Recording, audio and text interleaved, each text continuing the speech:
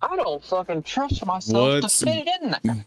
what's good, YouTube? Sorry for Dill's road rage. We are we are live. It's your boy vexyz, the lurking legend, head cook and host of the last arc, and we have a wonderful stream for you guys here today, where we will be going over some of the predictions for what will happen in 2024, submitted by our Discord members.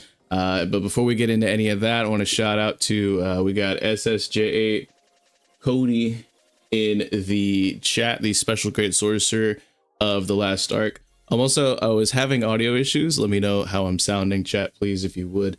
We also got Dak Sake in the chat, Baby Pluton. We've got a few legends. Yeah, thank you guys so much for being here. Make sure you like the stream. And then I want to also introduce the other two people I got on my panel here right now to spit with me and to dispute and defend some of these takes. We have the Frontline Combatant of the last arc himself. We have Dill, aka ChillDill, aka NoChillDill. How you doing today, brother? Yo, what is up, everybody? We're here for another great TLA event. Hope you got your snacks and drinks ready. Hope you're ready for a long, good one. We're all ready for it. Excellent. And then we've also got the historian of the last arc himself. We've got Kube of the Red Sea here to spit with us. How you doing, brother? Hey, what's up, guys? And honestly, I'm just excited, it'll be very nice to talk about different prediction from different people, so it'll be cool. Excited. Should be great, yeah.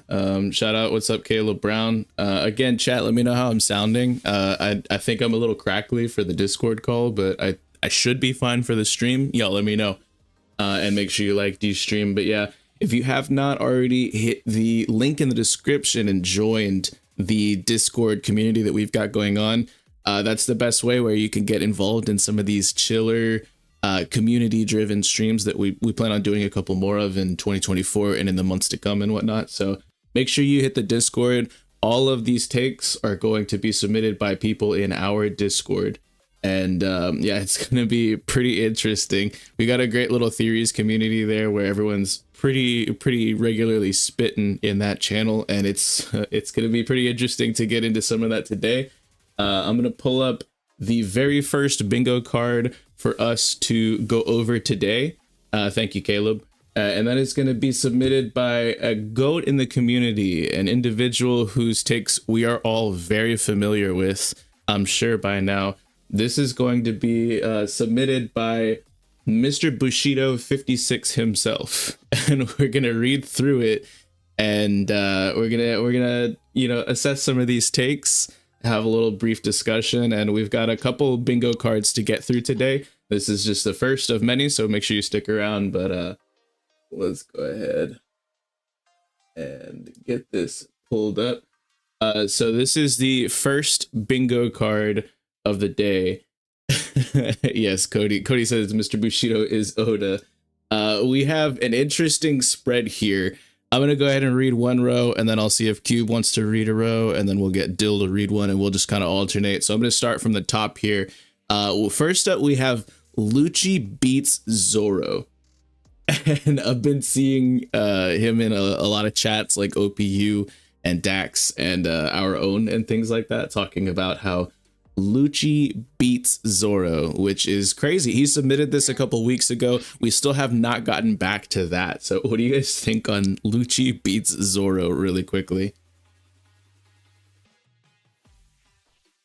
That's interesting. I mean, narrative wise, I would like, someone like Lucci showing that he could be, a threat to Zoro. I'm curious of, yeah. Yeah, I'm not 100% sure on that one. I think that there would be outrage in the community, but it's an interesting take for sure. I think that one's pretty unlikely. Narrative-wise, it makes sense. Narrative-wise, it would be cool narrative-wise to see, other members being at level of, first commander levels, but just Lucci is hard. Yeah. Yeah, I just don't know how to really assess it, especially with Kaku as somebody who awakened their fruit in just 2 years. Like, and Lucci was already built different. the growth of these characters is very, very difficult to assess. So it's really going to be however Oda wants to portray it. But I think the fans would be an outrage. This is crazy to think about. The next one though is definitely a very well accepted take. We have Kuma unalives, and yeah, I think almost everybody in the community has kind of accepted it at this point. So I don't think we're going to spend too much time on that one. Because yeah, I think that one's pretty safe as far as, you know, bingo spots go. But the next one being that Stussy is evil. This is interesting. And I know he's been pushing this agenda much like the Lucci beat Zoro agenda, in that he thinks that she's gonna like double cross or like, you know, quadruple cross or something like, and you know that she's not to be trusted. Stussy is sussy is something I've seen a lot of people saying, and it's interesting to me, especially because we got that panel in Kuma's flashback where she was like, you know, we both have a checkered fate. What do you guys think as far as like Stussy's true allegiances?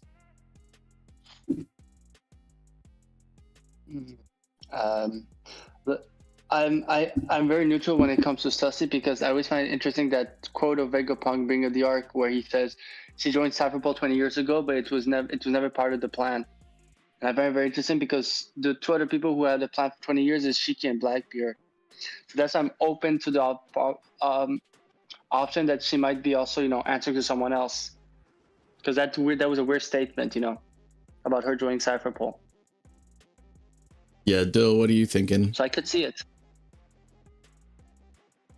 I definitely think that it's likely that she could be working for someone else other than Vegapunk. But at the end of the day, I also do see her being the main worker for Vegapunk, being the end all be all for it. I don't think there's another layer to it. Interesting. Yeah, I honestly think that I really want her and her, like, I think once we get her backstory, everything's obviously going to be a little bit more clear. That's why he wanted to keep it a mystery, you know, like many other backstories of prolific figures that are going to come into the story in this whole final saga and things like that. I honestly think that I was on the boat for, like, you know, Stussy for Straw Hat. Like, I really hope that she is actually, you know, a good character, that like a morally good character, not just a well-written character. I hope that this one actually does not come true. But then we have Blackbeard gets new commanders. This is crazy. Who would that even be? Like, and I'm laughing at Muglit's hand in the chat. We'll be pulling up your card here shortly, brother. But he said Mr. Bushoda instead of Bushido. If Blackbeard were to get another commander, who even is in the running for that? That's interesting. I mean, I can see, because Garp kind of like handled a few of them. Maybe there's some open spots, some vacancies, or even if Aokiji like turns out to not be fully allied to it, like it's really interesting to think about. I just don't know who would replace any of these people. I mean, yeah. Urouge was like a common contender for the 10th slot before we got it confirmed as Huzon, so it's interesting. Yeah, it could be a fake that we don't know, like later on in the story, like certain past, a bit like, you know, how Apu and Hawkins sided with Kaido type of situation. So we can see later on past characters, because of, you know, world affairs, losing their crews or whatever, they side with Blackbeard, you know. I could see that in the future. It could be characters that are already established that we've seen in the past and previous arcs. Interesting. And then yeah. The last one in this row is going to be that Robin is attempted to, like, there's an attempted Robin kidnapping, which is something we've seen in the story before, and we were definitely, you know, getting it dangled in front of us with the cipher poll on Egghead and whatnot. I'm pretty sure this is referring to Blackbeard. I could be wrong, Mr. Bushido, if you're in the chat. let me know, clarify on that for me. But I'm pretty sure that's what most people are thinking. I've heard that theory a lot because there was that string of chapters where we didn't see Robin like at all. And we still don't really know exactly what's going on with her in the current chapter, in the most recent chapter. You guys think Robin there will be another attempted kidnapping on her? Honestly, I think it's a big, if there are Blackbeard pirates on the island, and I think they would, because I do feel like the pudding situation is she would have to awaken it to be able to read the information. So I do feel like being Robin, one of the only person in the world who is also known to be able to do it. I'm sure Blackbeard must knows that. I think there's a big they would not drop the opportunity. They would seize it. I mean, it is likely possible. I mean, there's also the thought of we did see Cross Guild and the red hair pirates who are also like, let's go and take it, like let's get the One Piece, like so that there are obviously other individuals as well as law pirate, like the heart pirates and the kid pirates and things like that. There's a lot of people gunning for the One Piece right now, and how many of them Mr. Bushido with the $2 or €2 super chat said I have been summoned. We're right now going over the first row.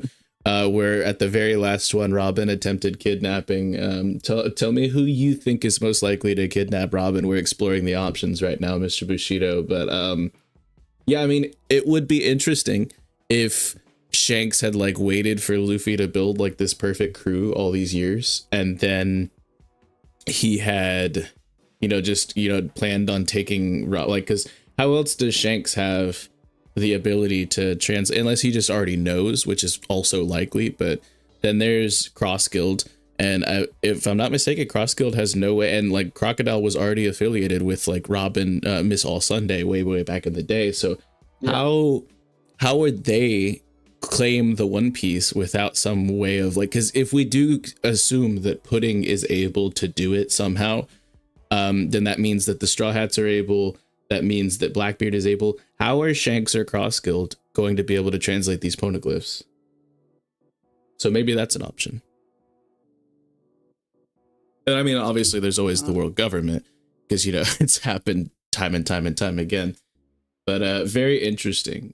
It's well, like I don't know how likely everything on this row is to get checked off, but I'm pretty sure it's pretty safe to assume that Kuma does unalive in the year of 2024. But yeah, that moves us on to the next row. Cube, if you want to read some of these off. Sure. So the first one is very tough, but Bonnie dies, which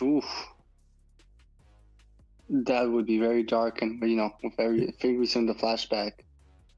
And right now, I really don't see Bonnie dying right now. I mean, her situation isn't great, but the way Oda is writing her up, it feels like very remnants of Robin and Annie's lobby. I want to live type of resolve. Yeah, I mean, the way that I see it is that like when we get these types of flashbacks, it's usually like big red flags, like kind of like death flags, and stuff like that. But I feel like this was death flags for Kuma and not Bonnie. And I think that this was just set up for Bonnie because we really have had so little to go off of thus far in the story that I think that she'll be a somewhat pivotal character from now on. I don't know if I'm on board with her joining the Straw Hats, which a lot of people seem to be on that train, but I definitely don't know if I'm on board with this one either. Yeah, honestly, I've already said it. Like, I'd rather her join the Revolution Army with the flashback, especially Jin and Kuma. It would make more sense than just her joining the Straw Hat. As we know, when you're a Straw Hat, you need to have a in-depth character development, and stuff like that. And there's a reason why Oda doesn't have every ally join the Straw Hats for those reasons. So yeah, I would it would make more sense for me, but that's just me. What about you, Dale? What's your thought on this prediction? I do see a lot of the flags that y'all are talking about, but as with what Vex said, I do agree that those are Kuma's death flags. Those aren't Bonnie's death flags. It's more of setting up her tragic backstory even more so than we already have got. Mm-hmm. Yeah. But all that just to say, I do believe that means that there's a spot on the crew for Bonnie after we leave Egghead. It seems to be a popular opinion right now. We'll see how that plays out. But again, I'm not sure of either of those potentialities. I think that it could be like a law situation, you know, where they're on board for a bit, but they're not like actually Grand Fleet official or like a crew like member, like an actual crew member, like the core members, just like maybe an allied captain, like in the Whitebeard Pirates. We got another €5 super chat from Mr. Bushido himself saying Caribou tries for Robin. Lucci stops him so he can capture her. He hits him and Carrot pops out. This is a lot to unpack right here. The rest of the crew are trapped due to magnetic boots. We also got a shout out to the first mate of the last arc. We've got Den Kushi. Hope you're feeling well, brother. Hope you get well soon. Take care of yourself. We will be reading your card shortly once we get through some more of these. But that is such a crazy cluster of events that would happen that I personally don't. I'll get to my take on Caribou later on. But I like the boots thing, and we'll be getting to that like once we get a little bit further down the line. And I guess the carrot showing up. We also got a shout out to Phil, aka Dill, in the chat, who gifted 1 membership. Thank you for that, brother. We obviously appreciate you. But who caught it? I can't see who caught it. Elson Jackington, a goat. An absolute goat in the Discord. One of our, I think it's like super late at night for him right now, but I'm sure he appreciates that. Sounds well. Since Elson caught one, let's see if we can catch another goat in the chat.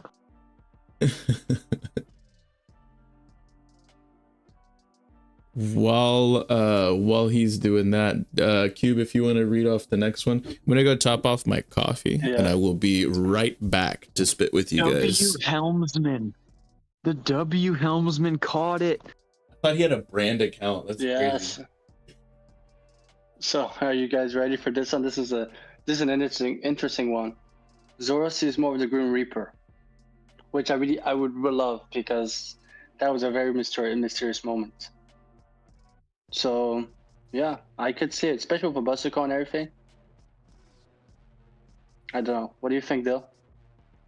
I would love it to be, rather than him seeing more of the Grim Reaper, I would expect more of a exposition on the Grim Reaper. Oh, yeah. So, as opposed to him seeing it again and us getting more and more questions, I would rather just get answers to those questions.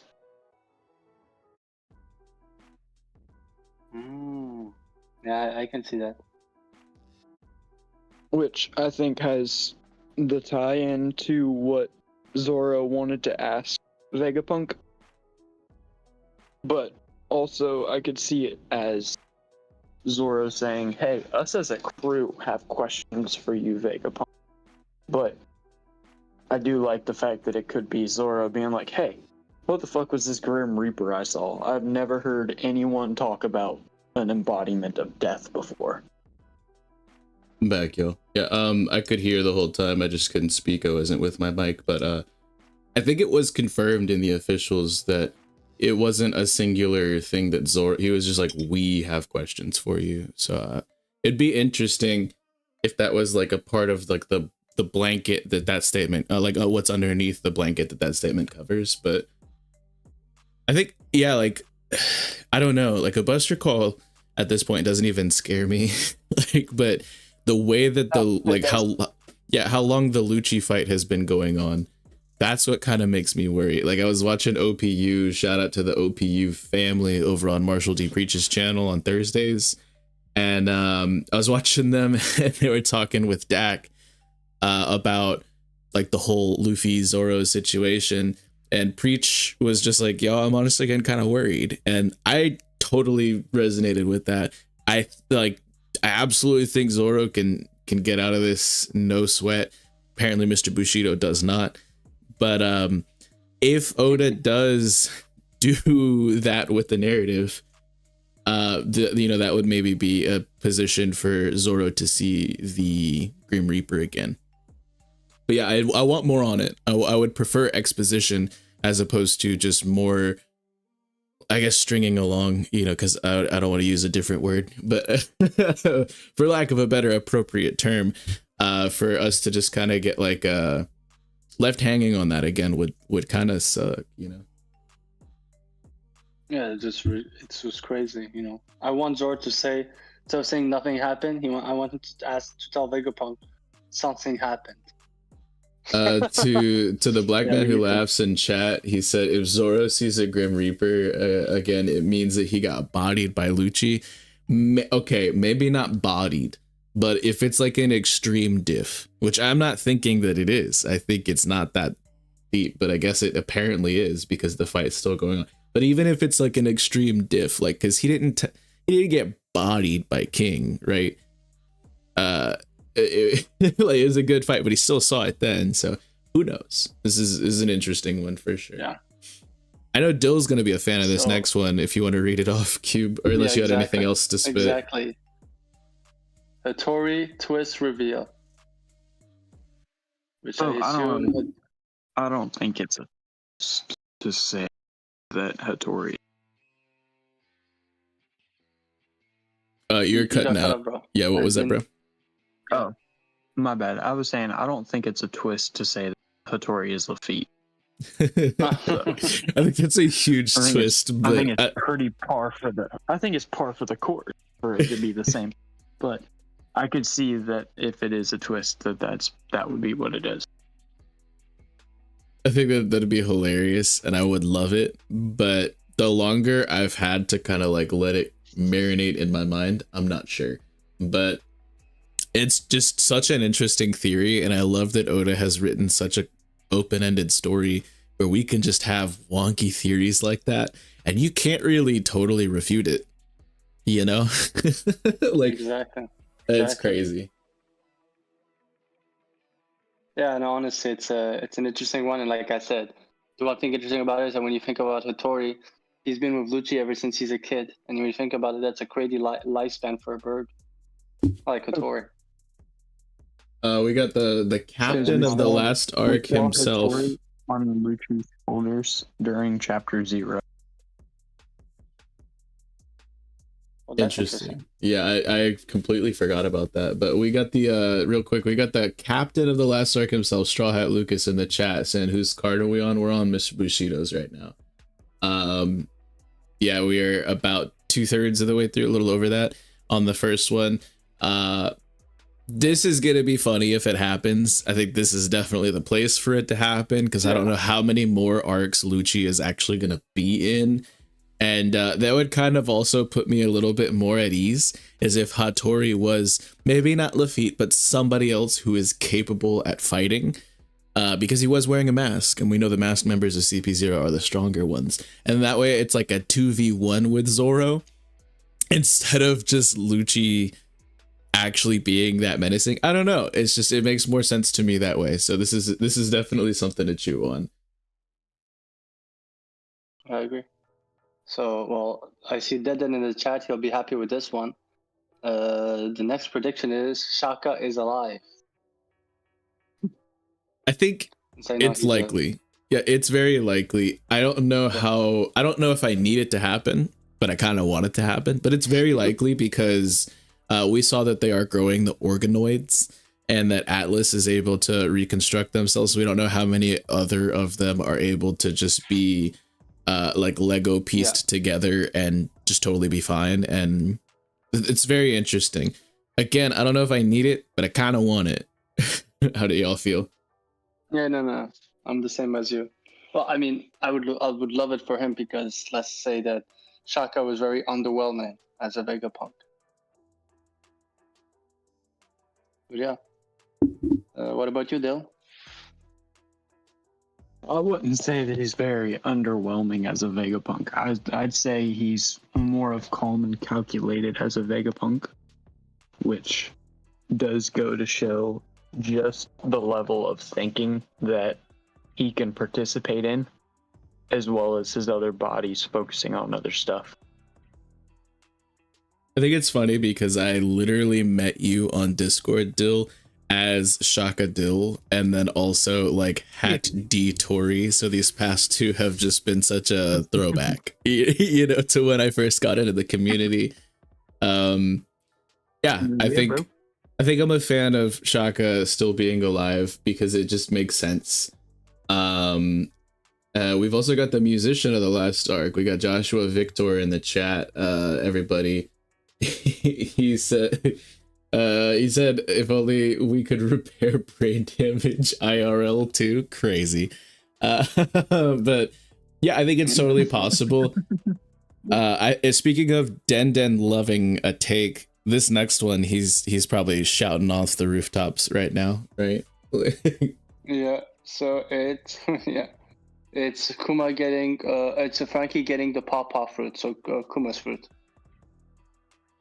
Yeah, and this doesn't necessarily have to mean that Kuma is unalived, although that's the most likely thing, because we did discuss this with Middleway on our stream last Saturday, which popped off. Really great stream if you guys haven't checked it out. But there's also the Greenblood potentiality. And I know the Hidden Island did a Frankie Greenblood theory, which was also extremely popular, like I think about like a half a year ago. So I'm a fan of this one, but I'm not sure. I know that a lot of other people think some other things potentially. Real quick, we got another €2 super chat from Mr. Bushido, talking about Shaka, saying he comes back with the other Daft Punk helmet. That'd be so hilarious. I'm back. Bruh. We also got a shout out to the Little Garden himself. We got Terrible TJ in the chat, such a goat, and we got the Will of Dreams. Was good, brother. Make sure you guys are liking D stream. We're going over bingo cards that were submitted in our Discord server, and dang, there's another goat. We got John Sherrod on all social media, the OPU fam. What's good, brother? John, JJ. JJ on all social medias. Just kidding. It's John Sherrod on all social medias. But Shaka coming back with the other Daft Punk helmet is one of the funniest takes I've heard recently. That's hilarious. As far as Frankie getting the pawpaw, like I said, could be Greenblood, could be Kuma actually, his fruit actually reincarnating. But either way, I'm a little doubtful. I've seen the Den Kushi video on it. If you guys haven't, make sure you check out the link in the description for Den's channel, and go check out that theory video. Extremely well done. I believe a lot of the things in it are, good connections, but there's also like the thought, like a lot of people are saying Vivi gets it, and with the new opening, there's like maybe potentially some foreshadowing there. And I know Mr. Bushido also thinks Carrot might get it.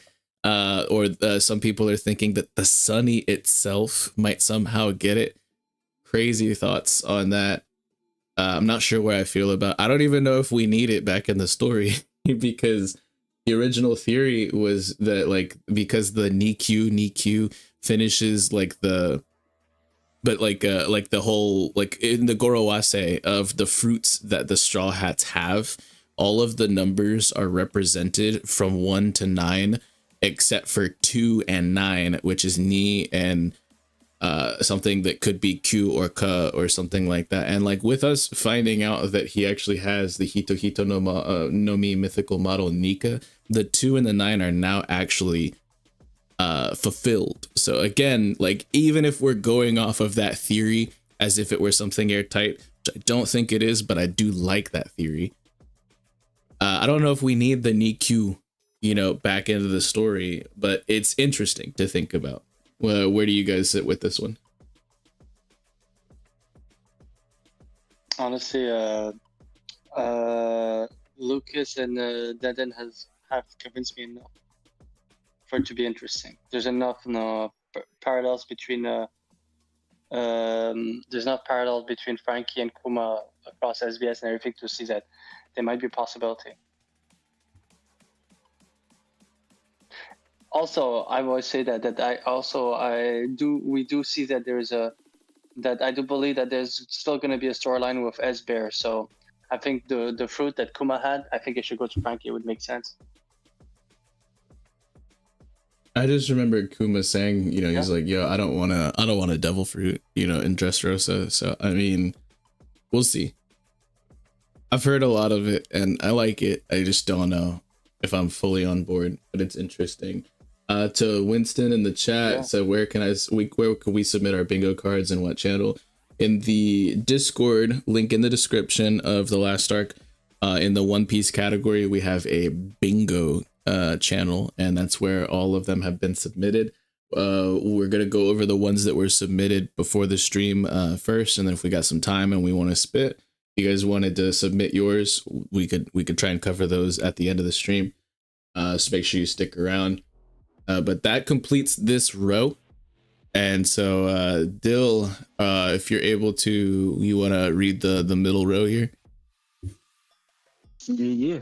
So for the B category, we have Blackbeard captures a character on A, which I can see. Yeah, I think this kind of goes hand in hand with the Robin attempted kidnapping, potentially. I know he was apparently meeting Caribou and Lucci, but a lot of people are thinking that Blackbeard is gunning for Robin right now if like the whole pudding thing, it doesn't work out for him, or if the Big Mom Pirates somehow get pudding back from him or like something. But if it's not Robin, who's he capturing? Like the Stella or like what do y'all think? I think Blackbeard's gonna get York, which is also a take I share with Josh of the last arc. Hey, shout out to that guy. And yeah, Winston, if you wanted to check the pins in the bingo channel, there's a blank bingo card for you if y'all wanted to fill that one out. Mr. Bushido with another €2 said, why didn't Kuma use paw on Bonnie straight away? In which instant? You're talking about getting her away from Saturn, I'm assuming. Bro, he wanted to give his daughter a hug. Like, I don't know, like it could be any number of things, who knows. We still haven't seen like the full resolution from that scene, like, because yeah, it's interesting. I'm very excited to see how this all plays out with the rest of Egghead. But Mr. Bushido, who do you think Blackbeard captures on Egghead, since we're reading your card? He said he takes Saturn, the ultimate power move. Oh man, yeah, I know Cody absolutely loves that. Bushido, I have a counter agenda to that, and it's that Katarina Devon just takes the appearance and the mannerisms and all that because of her devil fruit of Saturn, and that they don't actually need to capture him. I know Cody is on the hype train that Blackbeard somehow steals Saturn's powers. And then we were cooking with Ors as well, I believe, on our Wednesday stream about if Katarina Devon takes his identity and Blackbeard takes his powers. And so, like, yeah, that's just so many crazy theories right now. I don't know how many people think Saturn's actually getting off this island, but interesting. I think it's really great. So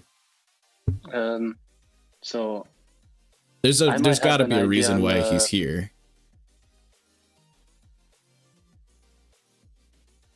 Go ahead, Cube. Sorry. Yeah. No, it's no worries. I was gonna let you finish.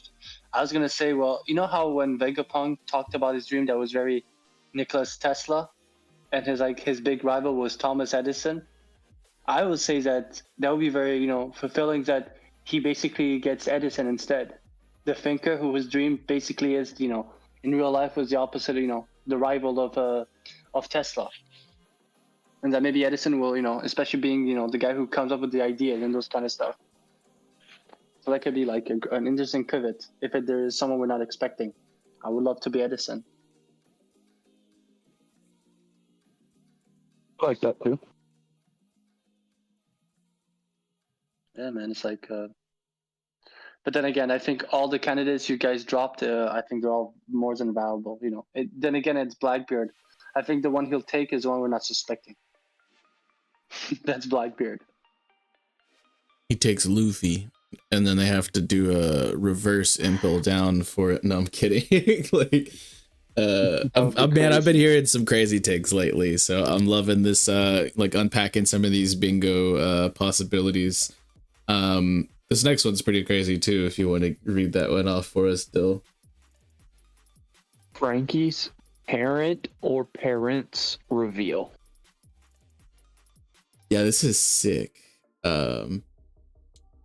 I honestly completely forgot, like, until somebody brought it up and like we were talking about parents in One Piece, that we still really don't even know where the heck Frankie comes from. This is it's wild, because we went like 300 chapters without knowing anything about Luffy's parents, like confirmed at least.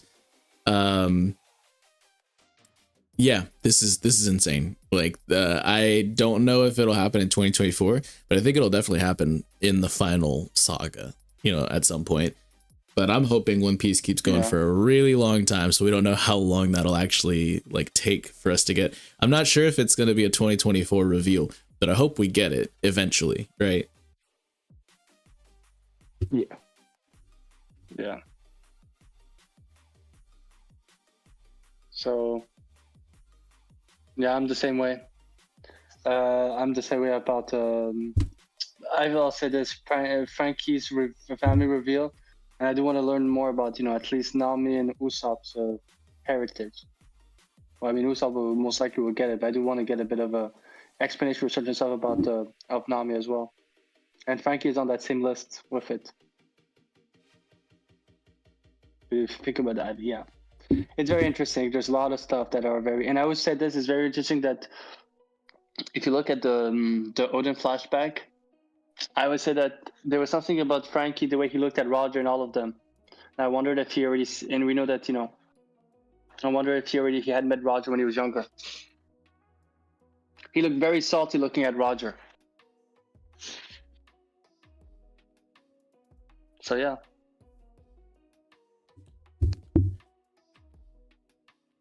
Dill, any thoughts on the Frankie parent reveal potentiality? I agree with what you were saying, where I don't think it'll be something that we have in 2024, but I could see it ending up being revealed before the end of the story.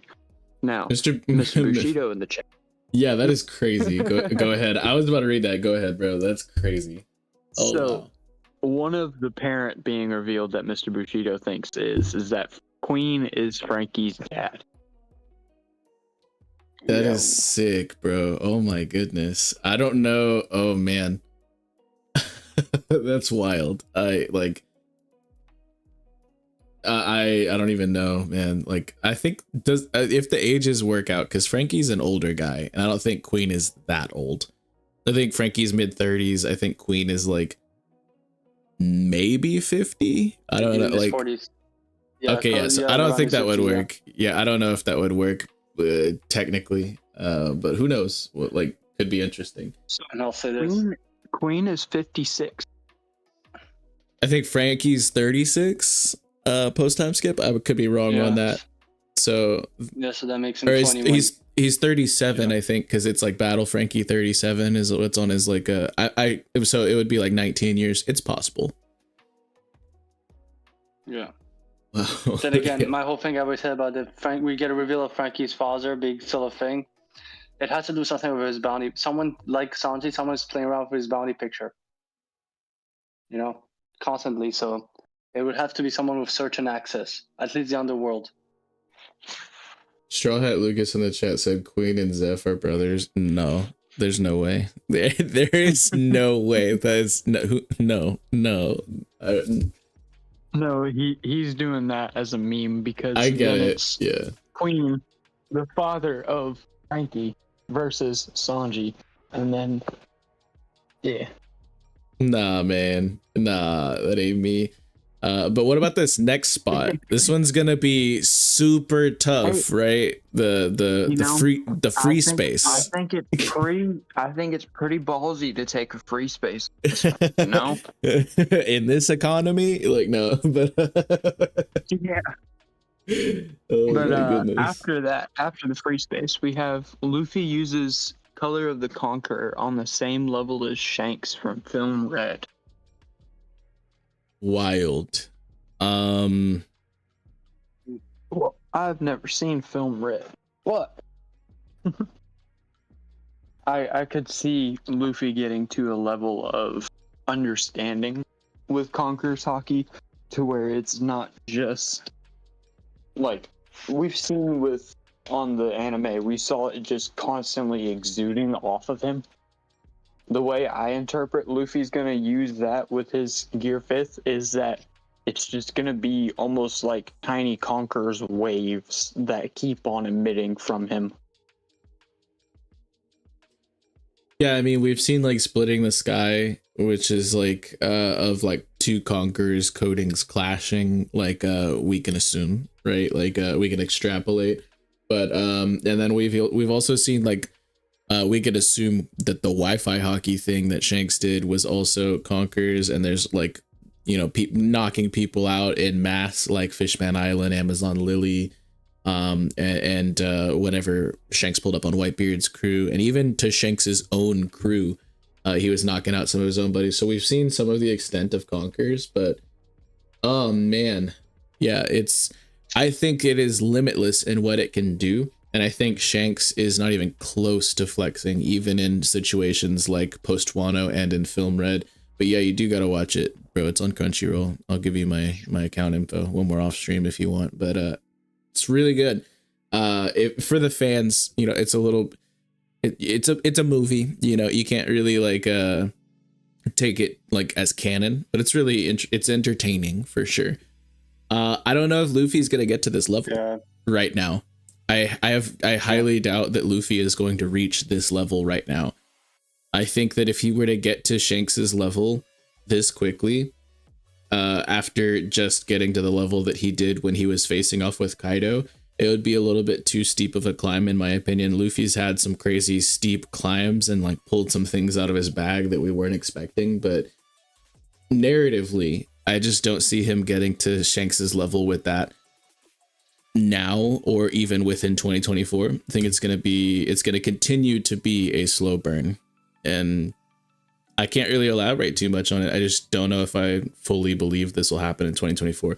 It'll happen, but I don't think about like, you know, in the next 30 to 40 chapters. I don't think so. Yeah, I could see now that I got Mr. Bushido's clarification in the YouTube chat, I could see that being something that Luffy portrays in this in Egghead, is that Shanks uses his conquerors to take out a fleet of ships, including vice admirals and even Kizaru backed up. I could see that being for Luffy if we still get the threat of the Buster Call after this chapter. Okay, so yeah, I see the explanations on chat. Yeah, it makes more.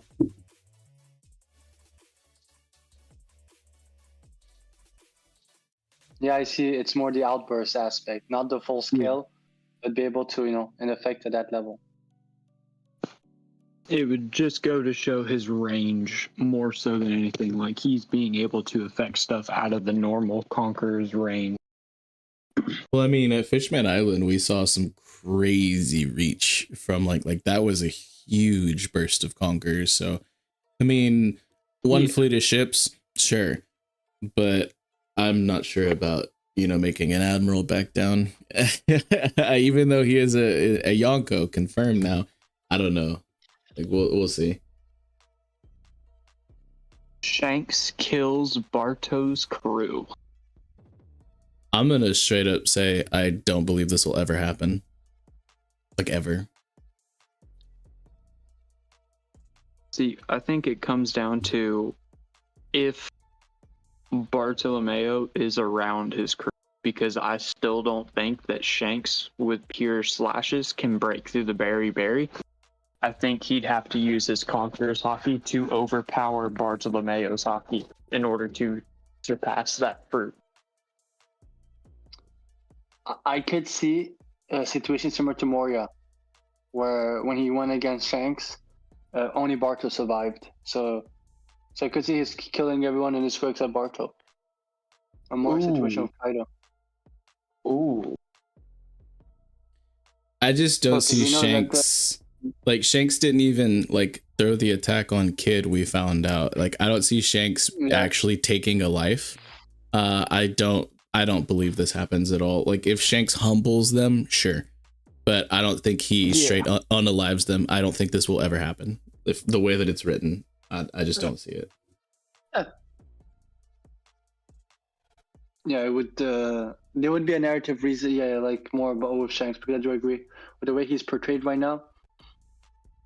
It's just no, that I agree. Especially his connections with Luffy. Okay, so Bushido was saying that the Luffy conquers moment would come after Bonnie dies. Yeah, I'm still not sold on that happening either, but I get what he's saying. Yeah, I've been making sure I check out the chat, and it's interesting. Yeah. If it happens, I'm not going to be mad, but I just don't know if I see it. And I mean, yes, like he's saying in the chat, maybe the Giants do it, but that's a whole different story. And that would mean Barto would have to come to Elbaf, like, and like, I don't know, even with Dory and Brogy, like they know Luffy. I just don't see it. I don't know. If it happens, I probably would be actually upset. Like humbling is fine, but actually like taking out, like unaliving, like no longer breathing, deceased out of the story, I don't see it happening, honestly. But that brings us to the next row, where we get Caribou learns about Uranus. Again, I got Caribou takes, and I don't think this is one of them. I just don't I don't see it happening in the story, honestly. Not in 2024. I think with what we just got on Pluton and seeing Poseidon at the Reverie and things like that, I think it's gonna be a slower burn. And whoever does learn about it, I hope it's not Caribou. Like that's just a meme in my opinion. It would be funny, but I don't see it happening actually. Yeah, I won't lie to you, especially with the name Uranus, is very Greek mythology. We're bringing a lot of Greek mythology with, the giants in Elbaf. I think it's not for this year. Anything about Uranus will be at least moved to another year. Yeah, and I mean, we have, like you said, 30 chapters. This year, it's.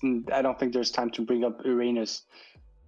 Yeah, and the thing is some of the current events could tie into Uranus, and we're only gonna know that retroactively. So Mr. Bushido saying rule of 3 in chat right now. That could be retroactively applicable. It doesn't have to be actually exposited, though, is what I'm saying. Like, I don't think we're actually gonna like learn about it ourselves, but there could be things that are in, like the Mother Flame itself could have already been some sort of relation to Uranus that we're unaware of right now, and we can get the explanation a lot later. And then the rule of 3 still applied. It's just we weren't aware of it at the time. I don't know if I see this one happening. Speaking of things that I don't see happening, the next entry is Carrot shows up, and we had a funny joke in the Discord. He was just like, yo, does the cover story of 1105 count? And I'm gonna say no, because she's not actually in the story proper. It's a cover request art, so we can't really take that as Carrot actually showing up. As far as her actually showing up on Egghead or being on the Sunny or showing up in Elbaf, highly doubt. Very, very, very highly doubt. I'm not gonna count that as a W, brother. I cannot respectfully. I see JJ is a big fan of the Carrot agenda. Keep in mind, I'm not a hater. I love Carrot, but I just don't see her significance in the story right now, or how she could possibly have been. I don't. Yeah, Carrot on Wano still, baby Pluton. I'm not sure. unless Zunisha is just chilling around Wano's borders, which could be a possibility. But I don't think she's anywhere near Egghead. That's for sure. Yeah. You know my thought. I think there are bigger chance that Carrot will link up with Vythor and Laws and being an Egghead, considering what they said about Zunisha will always find himself to Zo. You know, I think it was a bit of foreshadowing to that, but not an Egghead for sure. Yeah, maybe. But then we also have, speaking of Egghead, the next entry is Egghead is blown up.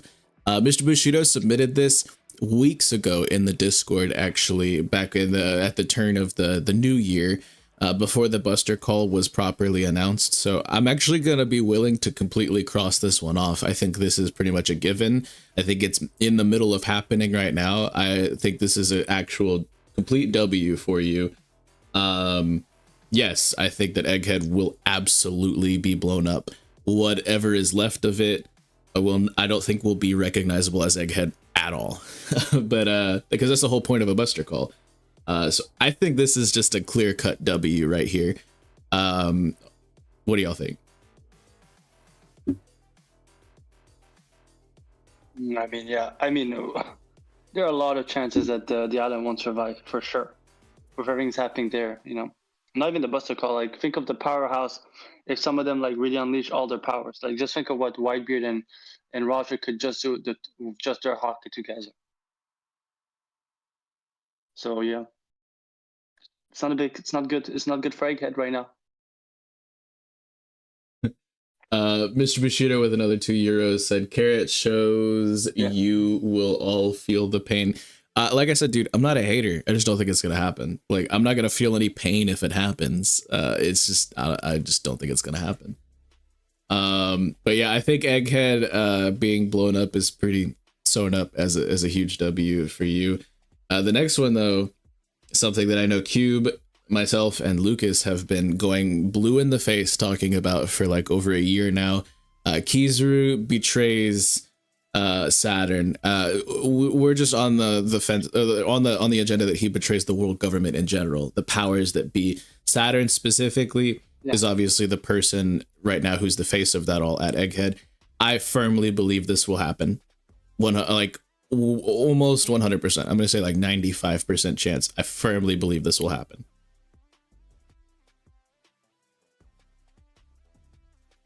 I know Cube agrees as well. Dill, what you thinking? Yeah. Yep.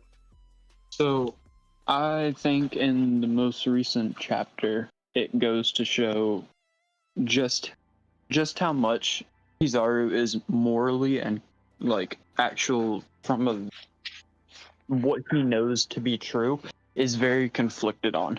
You see how he's able to be right in front of Vegapunk, listen to Vegapunk talk about all this, and he's like, oh, I'm going to embarrass myself. I shouldn't have worn this light of shades because they're going to be able to see my eyes from the consciousness that's weighing in on me right now. And then in the most recent chapter, we got Doll directly opposing an order from not just a celestial dragon, but a Gorosei member themselves. And Kizaru's reaction to that is solid, straight to the point. He doesn't drag it out. He says, go. As in, take this order that you were given from him and accept it as the truth. You are not to be here anymore. Yeah. I don't have a clear picture painted about how it all happens. I kind of do, but I'll get into it once we get to my card way later on. But yeah, I think it's pretty much. I want to say guaranteed. I want to be 100%, but Oda be pulling some curveballs lately. But then we've got the last one in this row is Lucci becomes a god knight, which is crazy. I think that would be interesting. I think the theory is that if Saturn does get dealt with, Figureland ascends to Gorosei and Lucci fills the gap of who an extra god knight needed. I'm not too sure on that, Mr. Bushido. Let me know in the chat. But this is interesting, and I think if he walks away from the fight he's currently in, this is a possibility. I don't know.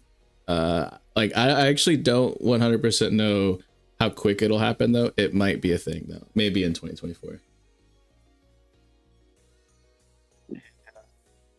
I need a bit more from Lucci to be able to see something like that. Especially also there's something about him is that he seems to be very curious about stuff he shouldn't question. So I don't think it's a good, quality to have as a future God Knight. Especially, the orders you might be given. So yeah, no, it's a big one, this one.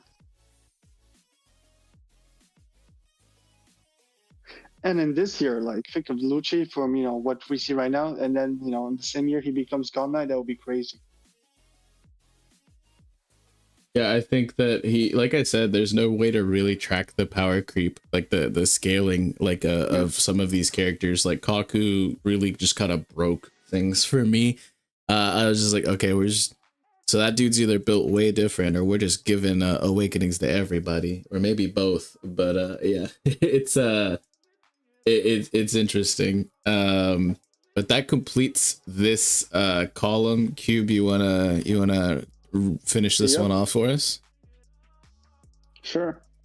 Dawn boots are activated, trapping several straw hats. So I assume it's the magnetic the egghead boots that were given. Yeah. I can see that, and I can also see that they'll find a way through it, because that was something that they couldn't, and they were able to have to move around.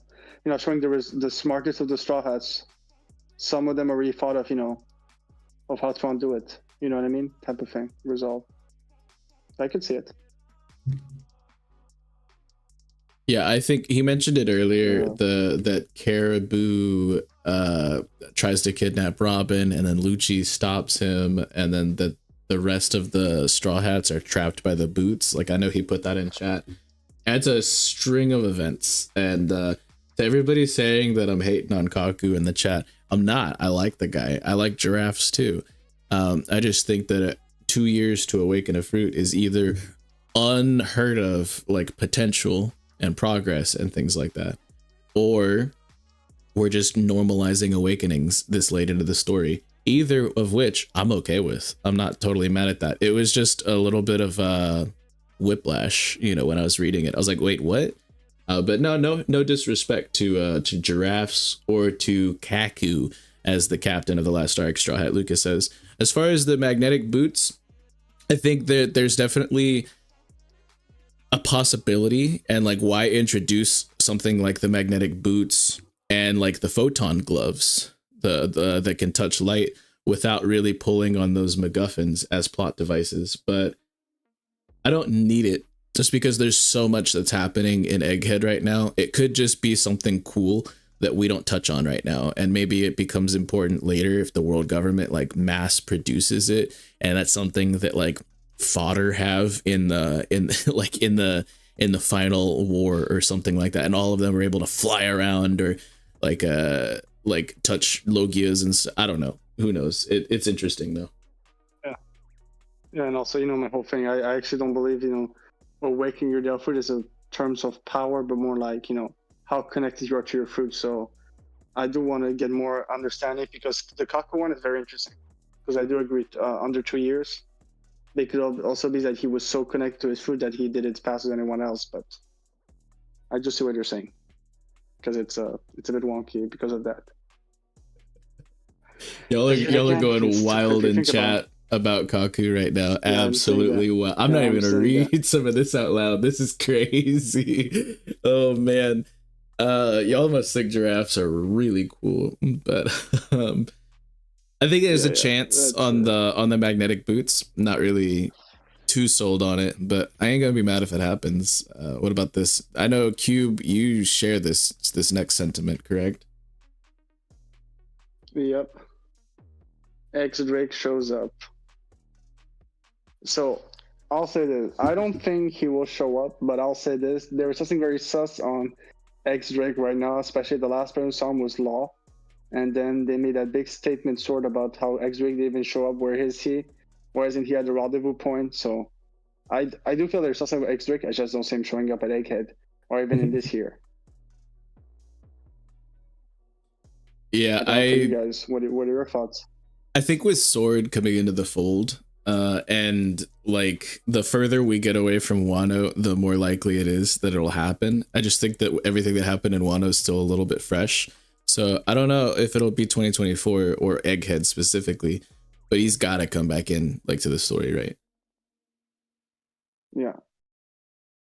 There was a lot, and I also know I always said that he has even though he hasn't had his backstory, he's already been in a flashback, lost flashback. So it's again, there is something with those two characters. So for sure, I can see him returning, but not in the immediate. We like you said, we have 30 chapters. I don't see it finding spot for X-Drake in it. Another €2 super chat from Mr. Bushido said Kaku faked an injury to get the drop on the Straw Hats. I don't know about that, bro. Plus, I don't know if it even matters if he's, pulling these kind of tactics. The Straw Hats are still, most of them are going to be capable of, especially if they're grouped up in the way that they are. I don't know if that really matters. Yeah, I think with Drake, especially once we get back to Kube, like once Kube is not in imminent danger and the whole Hachino suit, like there's got to be something more there because of the bond that they built up between Kube and Drake in flashbacks and things like that. He's got to come back into the story. I just don't know about anytime soon, Yeah, I agree. So this next one is listen, I would like it. I just don't think it's this year, but Kid is rescued and begins a new training arc to get stronger. I mean, I do want Kid to come back because I feel like he's been underutilized, or at least the way he's been shown. I would love to change his nickname from Captain Useless Mid to Captain Eustace Kid. I would turn it back to his original name, so he needs to get something. Well, I know he's a bit wonky.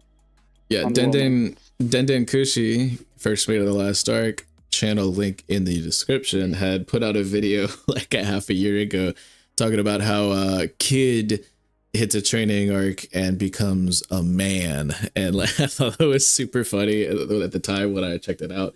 Interesting video, interesting take. I think that Kid is not deceased. He's not down in Davy Jones' locker. I agree that he probably will get a training arc and return stronger, but I think that Mr. Bushido's take specifically is that Kid takes out Shanks. I don't believe that.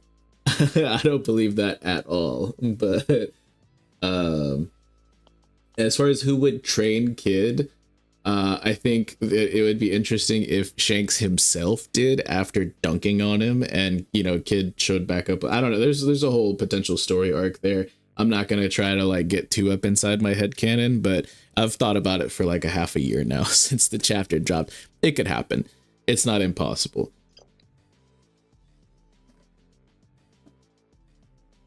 Yeah. What about you, Dill? What's your thought on the whole Kid situation? Like and subscribe. Mr. Bushido said Shiki.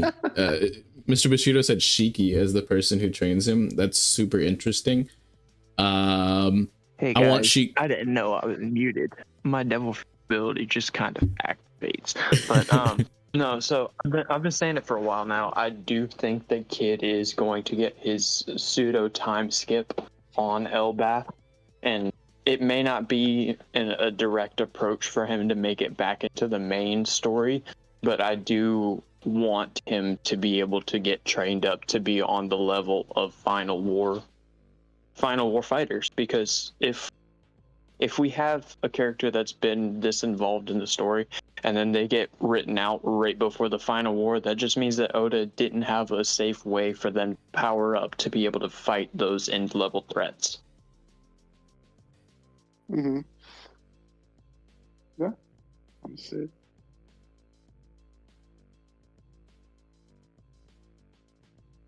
And then this next one, no, you're good. But yeah, this next one, I think, like you wrote this a long time ago, Mr. Bushido, a couple weeks back. But I know I've heard your take on this next one in Dak's most recent chapter reaction.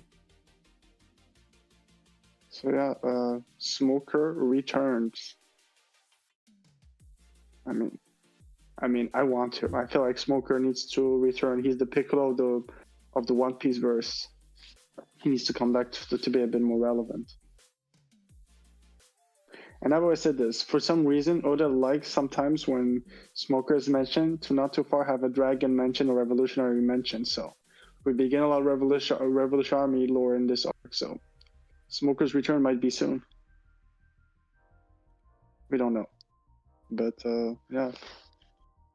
I want to see him again, but I definitely don't think he's the person who sunk a Navy ship and is on their way to Egghead right now. But I do think he will return soon. I just don't think that's him. Yeah, I agree. And like I said, I think we need he would do stuff a bit more clearer. Like maybe he would have seen like a strain of smoke or something like that. You know what I mean? Because we know and people really love Smoker. He would have played around with it. So yeah, I agree. It can be him. Mr. Bushido thinks that Smoker's the one that's showing up to Egghead. Yeah, I don't think so. Like I think there is like almost no chance that this man sinks a Navy vessel.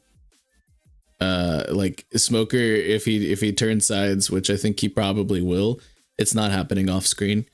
It's got to be more important than that, and plus it's a small panel. Like I don't know. I think there's no way. There's absolutely no way. I would JJ said don't be stealing the like and subscribe shtick. Hey man, I'm just getting ready for the OPU TLA Davy Bag fight, brother. But there's, in my opinion. Oh, you mean whenever we steal John Sherrod on all socials from OPU fam? I think. Like this. But I think there is like literally a 0% chance that Smoker is sinking a Navy vessel to save civilians. Yes, he will save civilians, but not at the cost of what that entails. As far as in the eyes of the world government, I don't think it's at all possible in that light. I do think Smoker is coming back into the story. Maybe not on Egghead, but maybe. But if he does return to the story and is showing up on Egghead, I do not believe he is a person who is sinking a Navy ship. Absolutely not. But that's my take.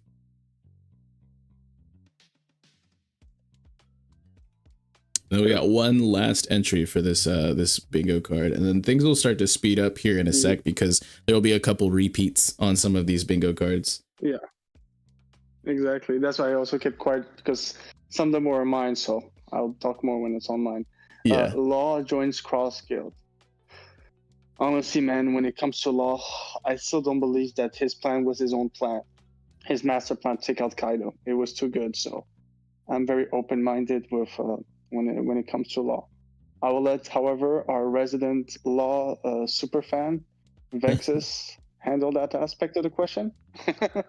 I am not just speaking for Law in this because there are a lot of other entries in the bingo cards that we have to go over that refer to warlords, specifically buddying up with Cross Guild. I do not think any more warlords will join Cross Guild at all. And that will apply to Law, Moria, that will apply to like literally like Weevil, Doflamingo, any people who have Boa. I don't think any of it's happening. I think we've got a pretty solid roster there. But no, absolutely no Law hate. Law is my second favorite character in the entire story. Absolutely love Law. Do not see him joining Cross Guild whatsoever, like at all. That's just me though. Yeah. JJ, it's all in good love, brother. We're your family too. but but no, I don't think anybody else as far as a warlord is joining the cross guild, and that will be my take on many of these other bingo card entries as we start to move more forward into it. I don't know if Daffy and Moria are joining for sure either. I think it would be interesting, but I think that Daffy is not the kind of person who's good, especially Buggy or Mihawk, or like this dude is way too competitive and has his own whole thing going on. I do believe Doflamingo comes back into the story, and I do believe Moria does as well. I don't think either of them are going to be cross guild affiliated though. I'll say this on my end.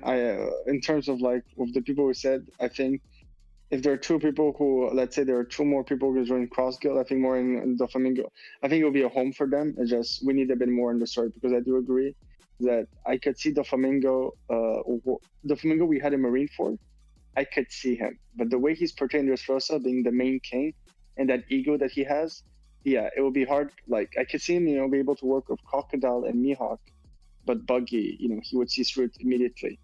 So, but I feel like it's it's one of those factions where I feel like it will take the characters who will not be on the side of the Straw Hats, but neither on the Blackbeard side. You know what I mean? Like the neutral's point, a bit.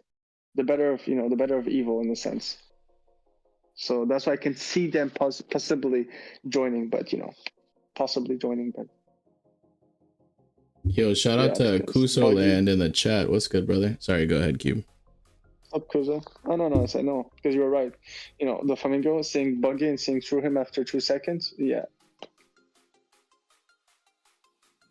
But yeah, I'm going to then go ahead and get to the next bingo card. I saw our guy. We got Maddie B Raps in the chat. This is gonna be the next bingo card that we have submitted here. We're gonna again crank it up a little bit and move a little bit faster because we've gone through some of the bigger takes that we'll see repeating here. This first entry is Kid has a link to Vegapunk. I'm very doubtful, but I wouldn't be mad at it. But I don't know how we're gonna see that unless Kid and the Straw Hats just like switch islands, like they're going to Elbaf and then the Kid Pirates come to what's left of Egghead. I don't think it's. I don't know if I'm gonna see it happen, but it's interesting. Yeah, it's interesting, but I personally think I could see more Law having connection to Vegapunk, but as in Kid, but. I mean, we don't know. Vegapunk seems to be able to talk to a different group of people, so you never know. And there's that statement beginning of the arc where Vegapunk will help anyone with a good story and it benefits science.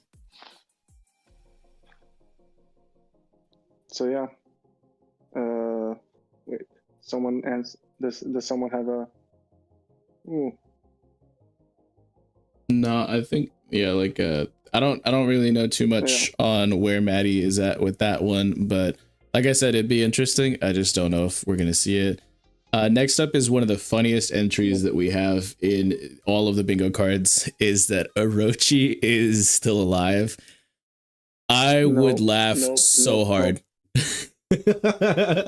Nope. We're good.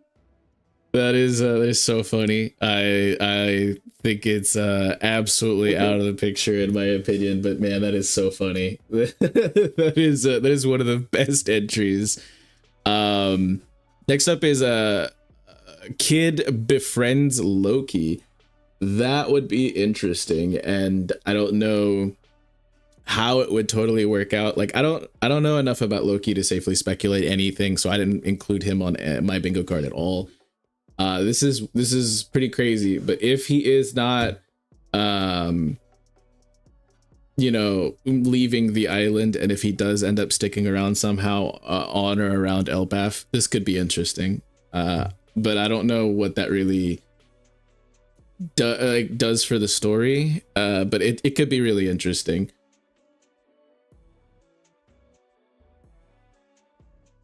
Yeah. Kid, you know what? I'm very curious because considering the lores we know about Loki, I think it could be a very interesting situation because we know that Kid isn't there's something with Loki and Big Mom, some sort of deal in the past that got broken through. We know Shanks told him you're not welcome here. So it could be an interesting twist that maybe Loki, sees an importance to a Kid, So I could see Kid befriending Loki, but Loki maybe using him, he is the god of mischief. Oh yeah, that'd be interesting. That is a really interesting take. Yeah. I just like Oda does a lot of like inversions as well as he does parallels, so I'm just like I'm very skeptical to have any takes on Loki. Dill, you got anything? Yeah. I think Loki's going to be the big bad of Elbath if we ever end up going there. But I could see there being a plot line where Kid ends up befriending him. Maddie B, I see you in the chat. Thank you for submitting your bingo card. If you wanted to elaborate on any of this, let us know. We are making sure we keep a close eye on the chat. But next up is an ulti sighting, which man, of any of the Toby Ropo other than Drake, I guess, to make an appearance again, ulti would be probably one of my preferred ones. But I don't understand, like, I guess why, but it would be interesting. I do think Wano will be flashback to or like we just get a cutaway or like a cover story or something of some sort. I don't know if she's actually going to be like important in the story, but I think it's possible that we might see her. I'm not going to spend too much time on that one though. Sorry. No, go ahead. Yeah, I'm just gonna say this. We know Ulti and Page 1 were kids of former members of Kaido's previous crew, which may be Rocks. So I think when we're gonna get more backstories with the Rocks, and we might get more with Kaido, we might see them as young in the flashback. When Kaido takes them in. I think at best we might get that. Maddie B raps. Kaido in terms of flashback. So. Yeah, it could be interesting. Sure? Maddie B Rap said, yeah, he's in the chat. He said, I wanted Ulti to join the Kid Pirates. That's a very interesting and I would say a niche take, but we love to see it. It's really interesting. But yeah, I think for now, because same thing with Drake, like the closer we still are to Wano, I think it's less likely, but the further away we get, I think it will be a potentiality. But next up we have Doc Q uses the female disease on Sanji. I have spoke about this with lots of people in the past, and I think this is more endgame. I don't know if it'll happen in 2024, but I think it will undoubtedly happen. Like I absolutely think it will happen. Or if Doc Q doesn't use it on Sanji himself, I think Doc Q uses it on somebody who will end up fighting Sanji. So he will like have to, have the whole chivalry debacle. It could be interesting. I think it would be really funny. Because I mean, we've technically seen him in Nami's body at Pug Hazard, so it's not like it would be a first thing for him to be turned into a female himself. But I think it would be really interesting if he were to face off with somebody who was assigned male at birth and then they were turned into a female, and he had to have the moral dilemma of, okay, so can I actually hit this person? And for him to develop beyond his I don't know, it's interesting, and it's something that would require a lot of nuance by Oda based off of the way that this has all been set up. But I think he's the writer to do it. But Cube, you made some noise. What's up with it? How are you feeling on this one?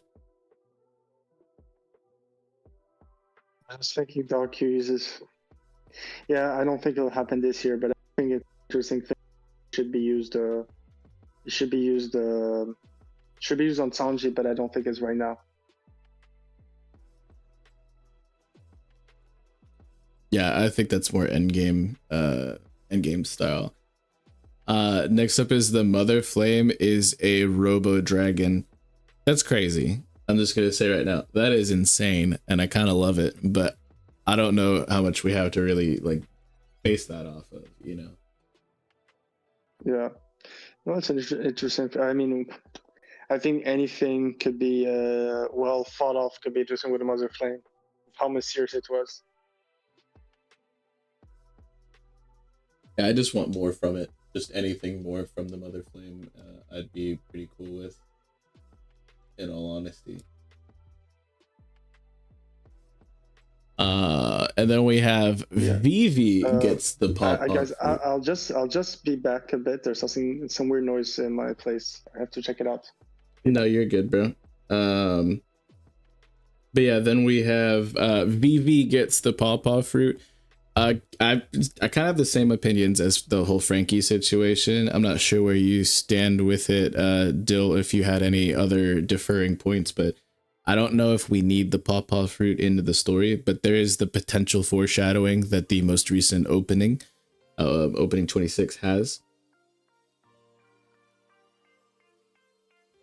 I like the take that someone gets the fruit. I am on the boat that it is Frankie, but I could see, like you were saying earlier, how Frankie and Dressrosa said that he still wants to be able to swim. He still likes that ability.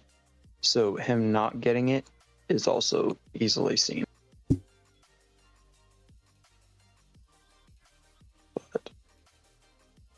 Maddie B said, I think a Robo Dragon pulls the UFO. Uranus controls dragons, so they need a robot one for it. That's actually, he's talking about the world government needing a dragon. That's really interesting. I kind of like that. One thing that I also wanted to add to that, Maddie, real quick, sorry, Dill, is that like the word Ryu in Japanese can translate to dragon, but it can also translate to nobility, which is why we see that in like the word Tenryubito, like the world nobles, the celestial dragons.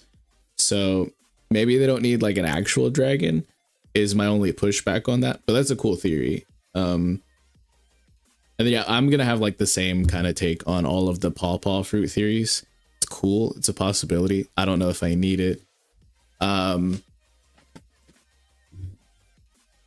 But I think this kind of goes hand in hand with like the whole Vivi will return to the Straw Hats. What do you think on that, Dill? So I definitely do believe that she's returning to the Straw Hats. Now, I don't think that she'll get the pawpaw fruit, but it does provide a good setup for, hey, this is what could be going on. This is something that the Straw Hats need, and this is a person that gets introduced that could fit all those boxes for it. Yeah, and like a lot of people are cooking on like the fact that we see the paw in front of Vivi's like Soa in the most recent opening. Again, though, I don't know, because there's some stuff that in the openings that we've seen that hasn't really come to fruition yet. But yeah, if you got it, Maddie, you're in the Discord, hit us up in the theory section and cook with us, bro. We're always popping in there, and we could definitely vibe with it in the theory section. It's probably the most active part of our server.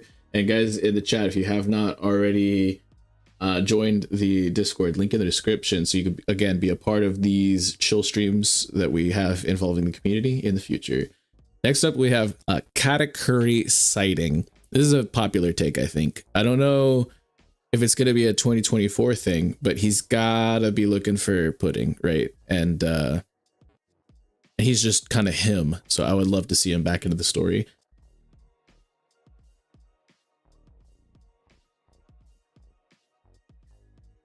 What about you, Dill? No, I am on the board that he's going to be the new leader of the Big Mom Pirates.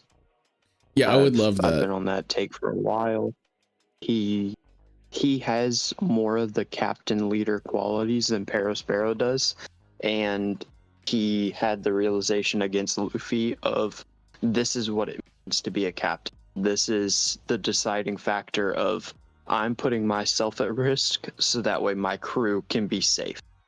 And Katakuri saw that with Luffy, so I think that's going to be what leads him to jump and be the captain of the Big Mom Pirates. Yeah, I've thought for a while now that there will be like kind of like a Big Mom Pirate, like a Total Land Civil War, you know, like Avengers style, yeah, where like there's a schism between the family members, and like 36 of them or whatever the number is, like end up going to Katakuri, and the others go to Perospero or something like that. It would be really interesting, because I did the math on the same bandwagon that Oven is not a good leader. Perospero just thinks he's a good leader, you know? Yeah, I think it'd be interesting. Muglatan said the big bro pirates. That'd be pretty funny. But I definitely think he shows back up. We did see him in the cover story, Germa's Emotionless Excursion, which was like a current event, like canon cover story in the formation of the whole Neomads thing, and I think that that's going to be interesting, and I think that more than just Katakuri, but like also Neomads, like from that, I think they will be making an appearance in actual panels soon, but I'm not sure if it'll be a 2024 thing, but I hope it will be, in more than just a cover story, in actual panels. Next up is hockey used to enhance brain power. I believe we've pretty much already seen things like this, like with just with like more advanced observation hockey. I think that that's kind of like what it's doing already. So I think this is kind of clear cut, you know. I mean, if we don't take, we've seen what Shank did at the end of Wano, and even though One Piece read, you know, we have to take certain stuff with a grain of salt. If you look at what Yasop did, that's very like brainwave, you know, like showing my vision, you know, telepath type of way. So I do think that, and I do feel like this could explain why. Oh yeah, sorry. I was just gonna say on the same thing that you were saying. Yeah, it's just the same wave that it's like it's genetic. It's like it's something that like members of the same lineage can kind of like align with. I think that speaks more to like the brain side of it as opposed to like, yeah, I think this is definitely already something.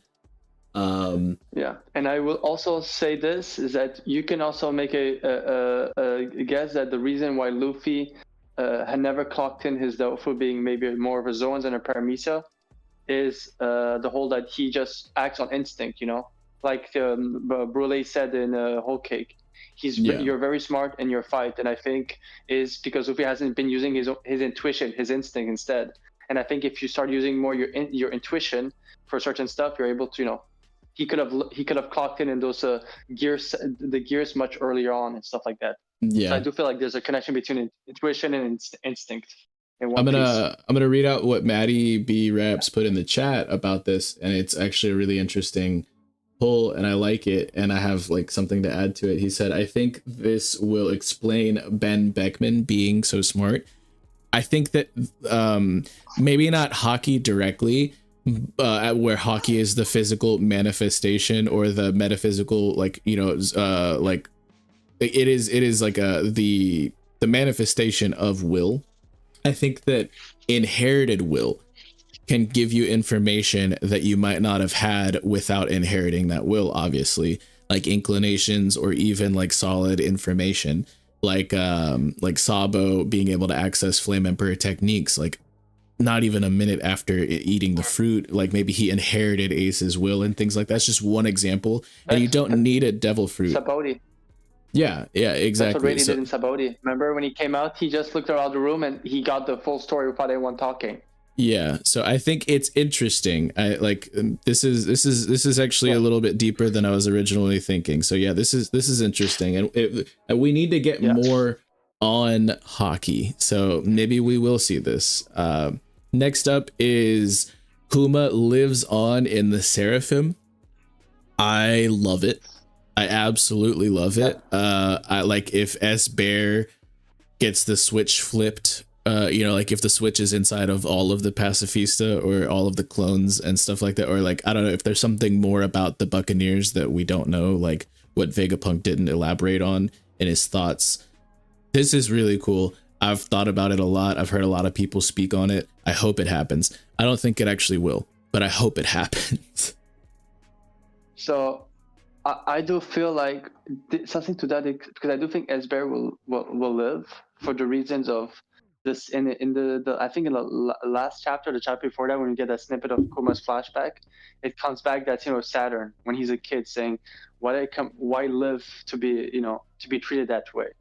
And so I do feel like maybe there might be a narrative where he won't be Kuma, but they're giving like it's like a reincarnation of Kuma. He's in Kuma anymore, but a Kuma that can have his own life, you know, and that will be Esper, not being persecuted. Well, the way that I he see doesn't it, like that, but yeah, the way that I see it is that even if Yeah. they don't have his full memories and they just have his will, his memories exist in Bonnie now, and if they have his powers, they can pull those memories out of Bonnie, give them to them. Like, there's tons of ways where this can happen in this story. Like I said, I don't Yeah. think it will, Yeah. but I would love it if it did. Yeah, because I do feel like it's like you said, and like I'm saying, there's been something about him as a kid wanting a different life. Why live this life? So that's why I think it's very interesting. But yeah, we need more stuff for it to be able to happen, and also it means that Esber will have a more importance, a longer part in the story, which that's also something to take into account. Yeah. Next up, though, we have Moria and Perona join Cross Guild. I've already said I don't believe any more of the Shichibukai are going to be joining Cross Guild. I think that Moria is kind of like a one-man army if he has prep time and doesn't need those allegiances. Plus, we've seen with his personality that he is not a kind of person who really wants to like share spotlight with anybody else, much like Doflamingo. I don't think he's a good fit. He's not a good team player. I think he will come back into the story. I don't think he's going to be with Cross Guild, though. That's my opinion. Yeah. I mean, I already said my statement on the last one, so yeah. So no, Dill, you have something to add on this one? Since we already addressed it a bit, but just as Moria and Perona joining Cross Guild. Yes, sir. Yeah. So, I do think that it gives them as a way to get written back into the fold of the story. I would love to see Moria's powers be explained to another level, maybe not even to the form of awakening, but something more out of it. Because Shadows Asgard, that is like an in-game move of, hey, I've created all of these shadows, gave them all to these things that are all foreboding my will, but just like in his fight with Kaido, he lost all of those, so he took all of the shadows back, gave himself a big bolstered form and everything like that.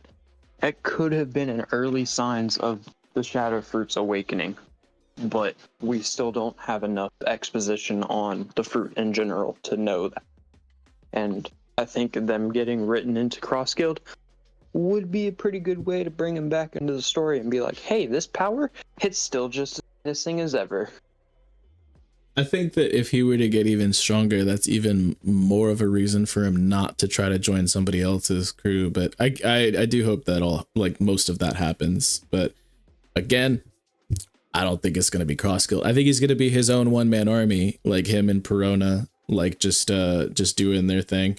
And I think it'd be interesting if Perona eventually had to choose between Moria or like Mihawk and Zoro. Because she has spent time with each of them, although I don't know if I need that either. But yeah, it should be interesting. I think that this is with Perona being the tie to Mihawk, like Maddie's saying in the chat. Maybe I don't think so. I doubt it. The next entry is that we go to Fulaled before Wano. That is, you mean like going back to Wano? I do think that there's probably a pit stop we're making before Elbaf. I don't know if it's Fulaled, but that would be interesting. I know Kube thinks we're going somewhere else, but I'm more on the board that Fulaled comes to us, but I do think there will be a pit stop before Elbaf. But yeah, what do y'all think on this one? I've said this, like if you look at the maps of what was drawn in the past, but we have to being added on. Fulaled was in one direction, Sphinx was the other one, and Law found himself went on the other direction as Luffy, and he came across Blackbeard. So I'm pretty sure Fulaled was on the side of Law. So I still believe Sphinx is a next island, possibly before Elbaf, but I do like the idea of Fulaled coming to them, especially like we know that people have gone to Hashinosu to take the crown jewel. Now we have sword members who went to Hashinosu to get to get Kobe. So I would like it for Luffy that instead the Fulaled situation comes to him, Yeah, what do you think, Dill?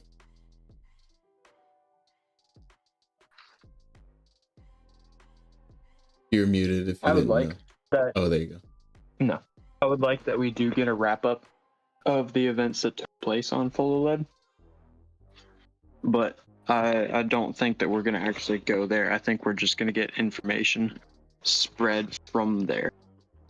Yeah, I get what you're saying. Yeah, there definitely needs to be a resolution, but I don't know if we need to go there to get that. I think there's plenty of other ways that could happen, especially with Blackbeard wanting to be in the papers and wanting to really stir the pot and make headlines right now. Like, yeah, I don't know. Especially with how many other people he has that could potentially be on the move and be doing things elsewhere other than Full Lead.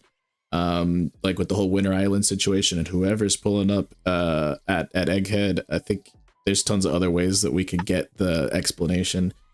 Next up, we have the free space. And then we have, I think, basically another free space, in my opinion, which is Saturn is beaten at Egghead. I kind of need this to happen. You know what I mean? Oh, wait, he clarified it. Wait, he clarified it. He wrote it on top. He meant is not beaten at Egghead. Oh, is not beaten. Not beaten. He had tried to put not in there, but it didn't Crazy. read out for him. Yeah, I got you. Crazy. I well, now you know where I stand. I think that he will absolutely be beaten at Egghead, but that's interesting. Yeah.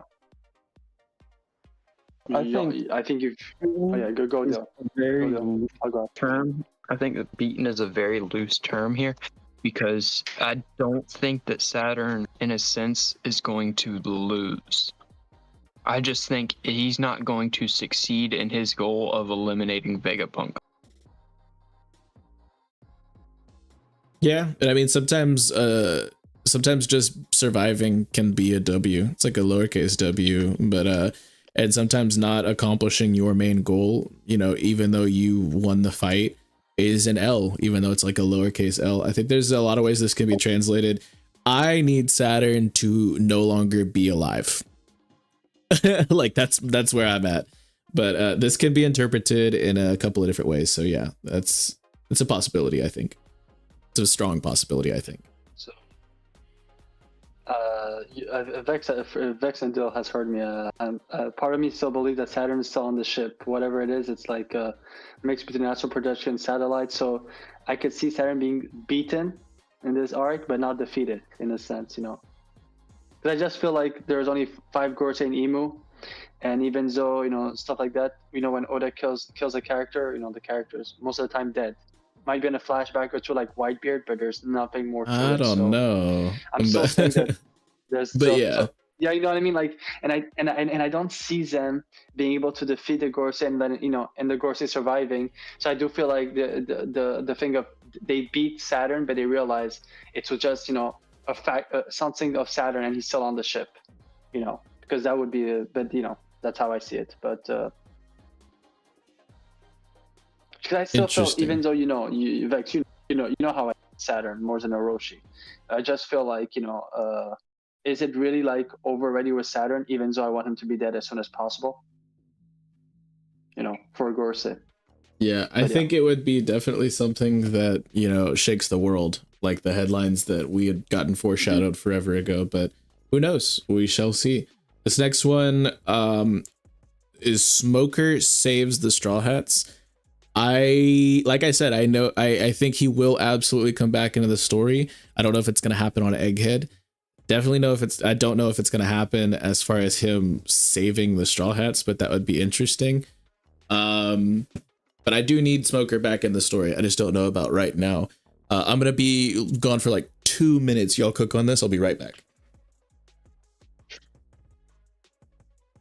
Smoker saving the Straw Hats would be very, you know why I like it? Because it would be a parallel to Lockdown.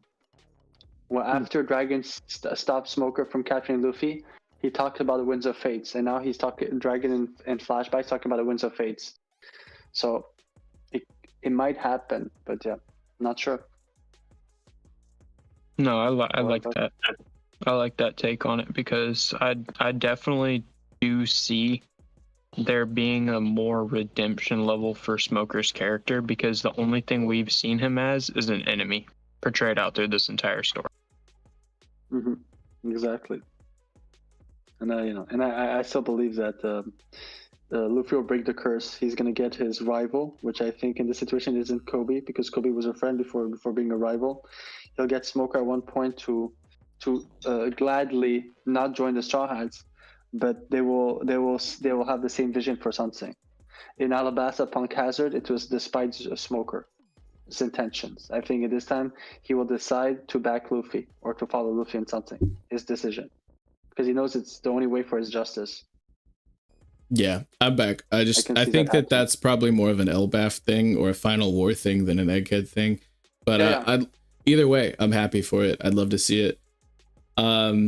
Next up is Neomads teams up with Cross Guild. This would be so hype. Absolutely hype. Like, I also want to agree with what Maddie said. Smoker not being shown at Egghead or Hachinosu is extremely sus, in my opinion. I agree, but I think that just like feeds the agenda that it'll be in a later point in the story. But that's where I read into it. But Neomads and Cross Guild is actually something I do see being a possibility. Just because it's a lot of people who are we know Neomads has beef with the world government. Depending on how the headlines play out from the whole siege barricade incident that we're in the middle of right now, I don't know if Vegapunk will still be considered allied with the world government, but it Cross Guild is specifically against the world government and the Marines and the Navy and things like that. Neomads is specifically, the only thing we really know about them is they're mad at Vegapunk. So it's really the only tie I can make there outside of like money and the One Piece, but it would be interesting. I don't know how it happens though. Yeah, honestly, I can see something like that, especially yesterday in Mark's stream, and I think Vex, you were here, where he even made that idea that it could be Neomads at the end of the arc, especially the cover story, where the last thing is think of Vegapunk and being upset. So I do like this idea. Will they join this year? I mean, this year? That would be wild, but I could see it. Yeah. Especially since, we know that I do like the idea of Cross Guild, like I said, could be this faction where the people that maybe Luffy would not be 100% on the Straw Hat side, but at one point be allied at one point to the Straw Hats. Cross Guild could be this faction. I do feel like even though the Neomads have interesting rosters, I don't see them being full-blown, Luffy vibing with them 100%. Yeah, Maddie B also put that Judge has also tried to team up with a Yonko before. That's absolutely correct. And yeah, that's interesting. Derek, I see you spitting, brother. If you're not already in the Discord, hit the link in the description, and I would love to cook with you on that. Because yeah, I could see some of that, but I want to focus on the bingo cards right now. But I would love to discuss some of this with you in the Discord in the theory section if you're down. We'd love to see you there, brother. But we got a lot more bingo cards to go through, so I'm gonna kick up the speed a little bit. Another Stussy betrayal. Y'all know how I feel about this. I want her to be. I want her to be best girl. I don't know if I need her betraying. Bonnie doesn't join in 2024. I agree. I like how I said earlier. I think that she'll be an allied captain. She will not be an honorary Straw Hat, or it'll be more of a Grand Fleet type of thing, if anything, in my opinion. Y'all stop me if y'all have any, but I'm gonna kick up the speed a little bit. But Well, let's do that because we've got a few left as well. Yeah, then we have S. Croc has the Horu fruit. I think this was a Randy Troy theory, and I love it. I could be wrong. Yeah, me too. I could be wrong, but I remember seeing. Because like the whole Logias are difficult to get green blood out of or like recreate, or like I think that this is interesting. This is really interesting, and I would love to figure out what that whole situation is going. Like what all's going on there. The Horu fruit. I'm almost positive I heard that in a Randy Troy video, and I really liked the thought of it. But it's been so long at this point. We have so many different things cooking. But I would love to see that. Yeah. And then we have to jump in quickly. Go ahead. Yeah. Wait to jump in quickly. I think it could also it would be Oda's style to play around with the whole crocodile, was he formerly was he always a man, or was he formerly a woman? You know, so I think it's a very interesting, you know, concept. Like he would trick us with the seraphim, be able to gender swap all the time.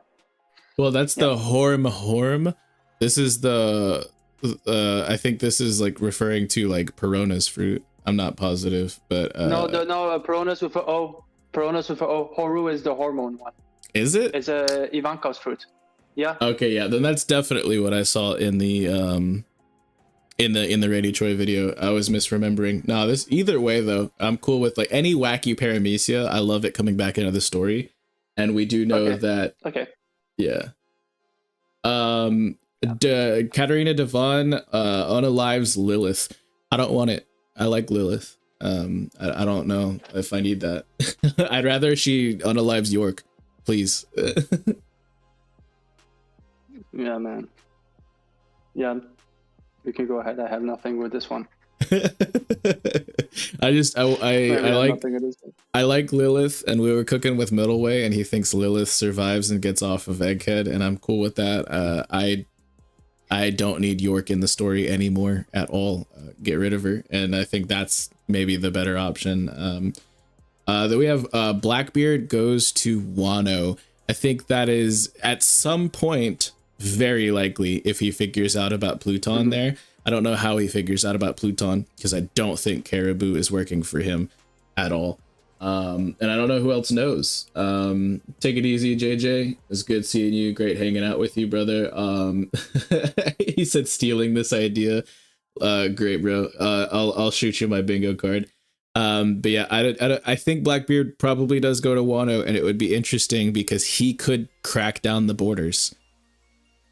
Regardless of what the Shogun orders, like it could play out like a very interesting way, but I don't know when it happens because I think like it's been so fresh since we left Wano. Still, I think that's maybe not a 2024 thing. I think that might be Final War, which I don't think will happen in 2024. Dill, what are you thinking? Yeah. I do like the idea that Blackbeard goes there. He has to have some information that leads him there, though. Yeah, I think so as well. Then we have Doffy mentioned. I think he's absolutely going to be mentioned. I have a lot more that I think might happen for Doffy, but I'll cook on that when we get to my card later on. But I think it's a given that he has to at least be mentioned. It's been so long, and there's so many things that are happening in Egghead. It would be so crazy for us not to at least get like even in like he was brought up in a cover story like a while back, but I want him to be in an actual panel. You know what I mean? Yeah. This next one is hilarious. Loki is short. Like, that might be as funny as Orochi is alive. Sorry, go ahead. As opposed to Loki as a giant, I would love that. Or if he's just like a short like king. Yeah, if he's just a short king for giants, like he's like pretty tall for a human, but like compared to the rest of the giants, he's like a little guy. Imagine, I definitely would like to see him being shorter than Whitebeard's height, just as a testament of, hey, Whitebeard is this giant great man, but he's not a giant, and Loki is this non-giant, larger than life guy, but he's still not a giant. Yeah, what were you saying, Cube? Imagine.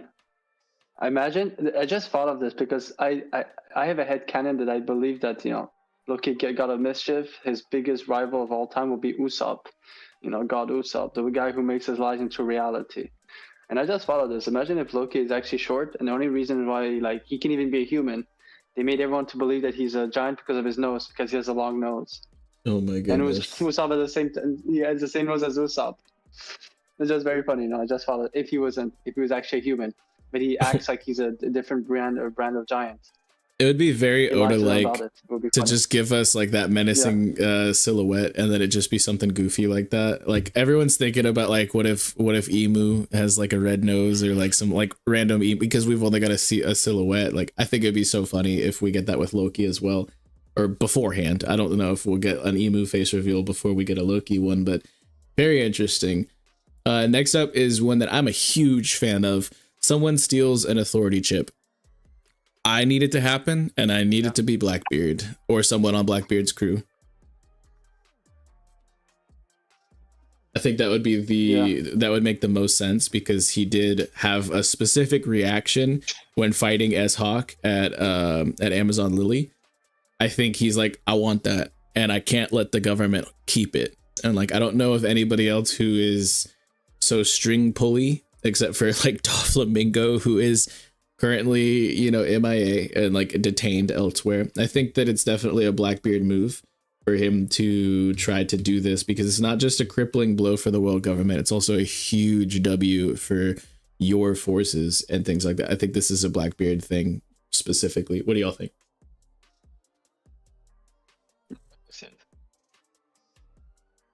As well. I've always said this. I think Blackbeard has some doubtfuls that he doesn't know who to give it to, because he has someone compatible with it, and having an authority ship or even the pacifista, you know, program would benefit him highly.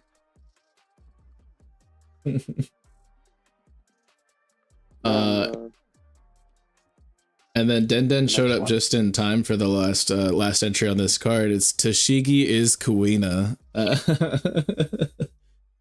Crazy. Yeah, I don't have many thoughts on that. They need to give an explanation. They have the one I'll say is stuff or whatever it is, but they have to explain why even Zoro in Lockdown was said how much he's so much like her, speaks like her, the mannerism, like he was shocked to his core the first time he saw her. So I do at least this want to be addressed on the Zoro aspect, on why he was so sure that it seemed to be like a carbon copy of Kuina for a second. Yeah, I mean, sure, I do think we need an explanation. I don't know if we need one in 2024, though, is my thing. But Tashigi is in panels. You know, Tashigi is somewhat relevant, and I mean, I'm being generous by using that term, somewhat relevant, in panels right now. But I don't know if we need it right now. But that is gonna finish up Maddie B Raps' bingo card. Very, very interesting takes. Thank you so much for submitting that and for vibing with us in the chat. Shout out to Tree the Wolf in the chat. That is my guy right there. Good morning. He said he just woke up. Looking forward to seeing you play through some more Crisis Core later in this weekend. But yeah, we're gonna go ahead and move on to the next bingo card, which is gonna get a little bit spicy, but we're gonna remember to try to keep the pace a little bit faster. This one is submitted by Muglatan, who has been in the chat cooking with us the whole time. Much love to you, brother. We're gonna go and we've already talked about Kuma dying and about the Loki stuff and how we think that both of those are pretty likely. Frankie replaces Cola with Green Blood. I think we've talked about that as well, specifically the Pawpaw, but and Hidden Island has a great theory on that as well. I'm on board. I like it. So the first big contender here on this one that we haven't really gone too deep into is that the Mother Flame is used on Egghead. My only point of contention is that they need the power source. If they can recover the power source, then I can see it happening. But that was like one of their main objectives. So until that happens, I don't see this happening. Do y'all have any thoughts? At best, because I was going to say something as you, at best, they could have maybe brought the Mother Flame, but not activate it until they're sure to secure the power source, you know? Yeah. At best, I think they would, maybe have it on standby. But I think it would be, so you know, it's just floating above Egghead right now? There's a lot of clouds up there. Who knows for sure? But I don't know if they would have it that close based off of the powers that are there and like the potential collateral damage that entails. Maybe it's hovering over G14, which is not far away, and that is world government affiliated. I'm not sure, but I think that whatever the case is, they're not going to do anything too destructive to Egg. Like, again, I'm not worried about a Buster Call. I don't think they're going to do anything too destructive to Egghead before accomplishing their main objectives, which is why Saturn and Kizaru are not pulling out right now. Pause. So then we have Saturn is unalived. I need it. I need it to breathe, bro. I absolutely need it. Let it live. Yeah. Then we have Kuzan revealed as I'm assuming you mean Man Marked by Flames, which is I feel like that has already been kind of brushed off, but we can't take that at face value because, you know, people can be dishonest. So not sure on that one, but I think we will get something from Kuzan, and I think we will get something from the Man Marked by Flames. I just don't think that those two are one and the same based off of what we've seen. I know it's not a hard debunking, but it's enough for me to be not fully on board with this one. What do y'all think? Yeah, I think especially on the nose when they, you know, the whole talk of Man Marked by Flame happened with Kuzan. It's a bit like when Ivankov mentions the immortality surge on Emu. You know, it's like it's too much on the nose. So yeah. Muglatan saying he's got a 10-page script theory for something that we just talked about. Would absolutely love to hear that if you want to spit that. I know you said you're probably making a video on that soon. Can't wait to check it out. When you do, make sure you put it in the promo channel. But if you wanted to share any of that here in the chat in brief, or maybe in the theory section of the Discord, please spit, brother, because yeah, I'd love to be more enlightened on any of these things that we just brought up. But as far as the Man Marked by Flames, I definitely don't know if it's Kuzan. I don't know if that's what you were referring to in the chat. I might have gotten to the chat a little bit late. But next up we have the Iron Giant carries the Sunny. This would be so cool. And it has to be some sort of important somehow, but I don't know exactly how. And with Bluegrass on the island, part of me is thinking they might have to fight it. But who knows? Because they have the ride fruit user, and wouldn't that be terrible if they had to fight a giant robot? But who knows? With the way that like Vega Force, like the big old giant robot that Vegapunk had was just kind of no diffed by Kizaru, I think that it's like, what is a bigger robot gonna do? Unless it's like solar charged or like it's charged by light, in which case Luffy and Kizaru's attacks could potentially like make it more powerful. I don't know. There's a lot of different ways it can go, but this thing is a huge MacGuffin. It has to be important eventually. Muglatan said main reason is that Kuzan has the strongest motivation out of any character next to maybe Saul to preserve the will of Ohara by protecting a poneglyph. Interesting. It's just that what we've already gotten on the Man Marked by Flames as far as like the black ship and the whirlpools and stuff like that, I don't see how either of those individuals could pull something like that off unless it's just, I'm not sure. I'll cook more on that in the theory section with you later after stream if you want. But what do y'all think on the Iron Giant? I mean, we need something about the Iron Giant. Why mention it at all? You know what I mean? And especially, you know, it awakened, and we still don't know what happened since, you know, it woke up from its slumber. So I'm open for it. Anything with Iron Giant, honestly. And yeah, the next one's a crazy one. Oof. Yeah, Caribou's guy revealed as an RA member. I don't know, man. Yeah. Like that is interesting. Why I like it is because there's always that very sussy cover story of covers page of Caribou. Be on an island of someone who looks like Che Guevara, which is basically a huge symbol for revolutionaries. Yeah, in our real life. So, yeah, that's why. I'm not on board fully with it, but it would be interesting. Yeah. I don't see right now for me. I was seeing it's cooked up, but it's a different debate in a different time. But considering with that cover story, that's why I can see some interest in that idea. I just don't see it right now. Yeah, I don't have any firm ideas on who Caribou's guy would be, but I don't think it would be an RA member. It could be though. Who knows? Then we got York becomes a higher ranking celestial dragon, I don't need it. I don't want it. Get it out of here. I'm sorry. Like, Moog, you know how I feel on York, and I know how you feel on York. I don't think anything from me needs to be said here. How do y'all feel? Yeah, I think York. Well, I would have listened. It's already a celestial dragon right now. If everything's happening, I don't see it happening. But high ranking, well, yeah, it's going to be a tough sell on my end.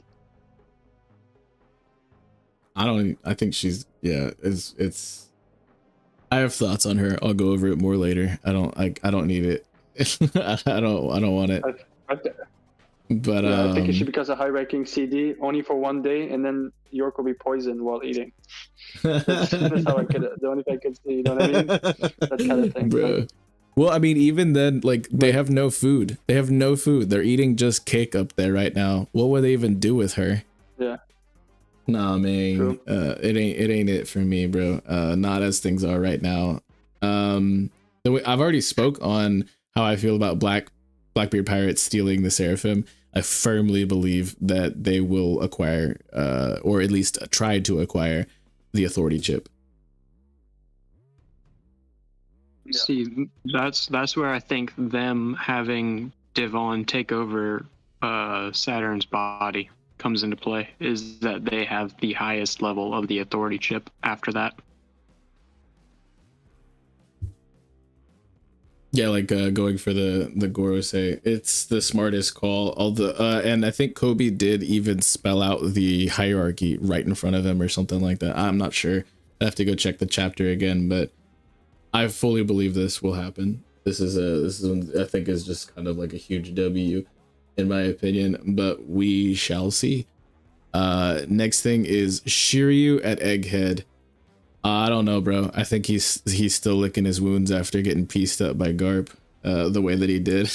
I don't know if he's at Egghead, but who knows? And then I'm the same. Yeah, and then we've already cooked on the Drake update. I need it to happen. I think it will happen. I don't know about 2024. And then we've got a free space. And this next one is very popular, is a Kaido and Big Mom update. I think Big Mom for sure. And I think in 2024. I'm not sure about Kaido. What are y'all thinking? This has been a hot topic lately. I think because I do think Egghead this year will be Egghead, but like the end of Egghead. And I do believe that we're going to get, even though we've been getting a lot of intermission during this arc, I do think we're going to get a post-Egghead type of thing, and I think that's when we'll get information on Kaido and Big Mom. I do think we're going to get some clarification by the end of this year. Because I think how fast he's been speeding up the process, so I do think like those kind of reveals might, happen sooner.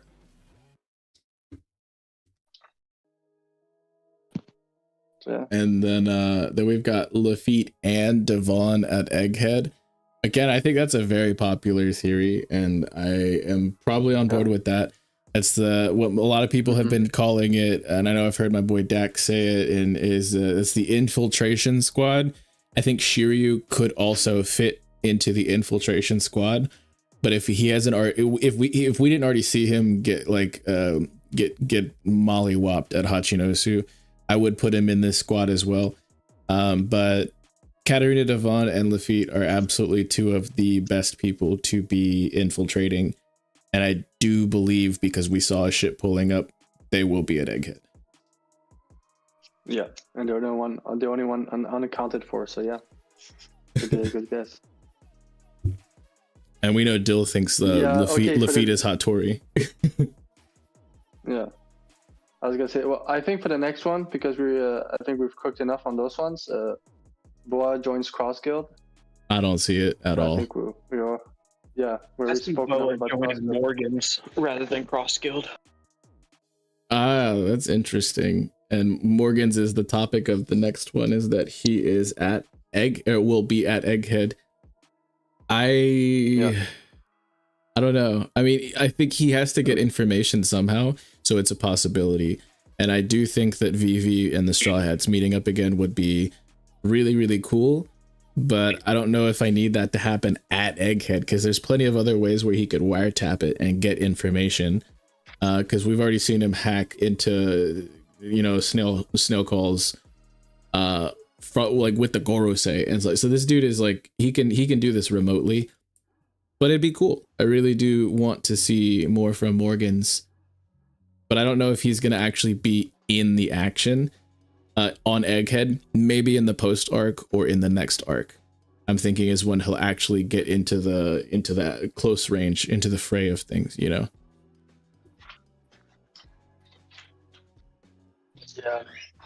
My thing, I think, considering right now her connection to Luffy, to Shaki and Rayleigh, I kind of see Boa, whatever side she's going to join in, it'll be something that connects to Luffy's side. Whatever it is. So Morgan could be a good guess.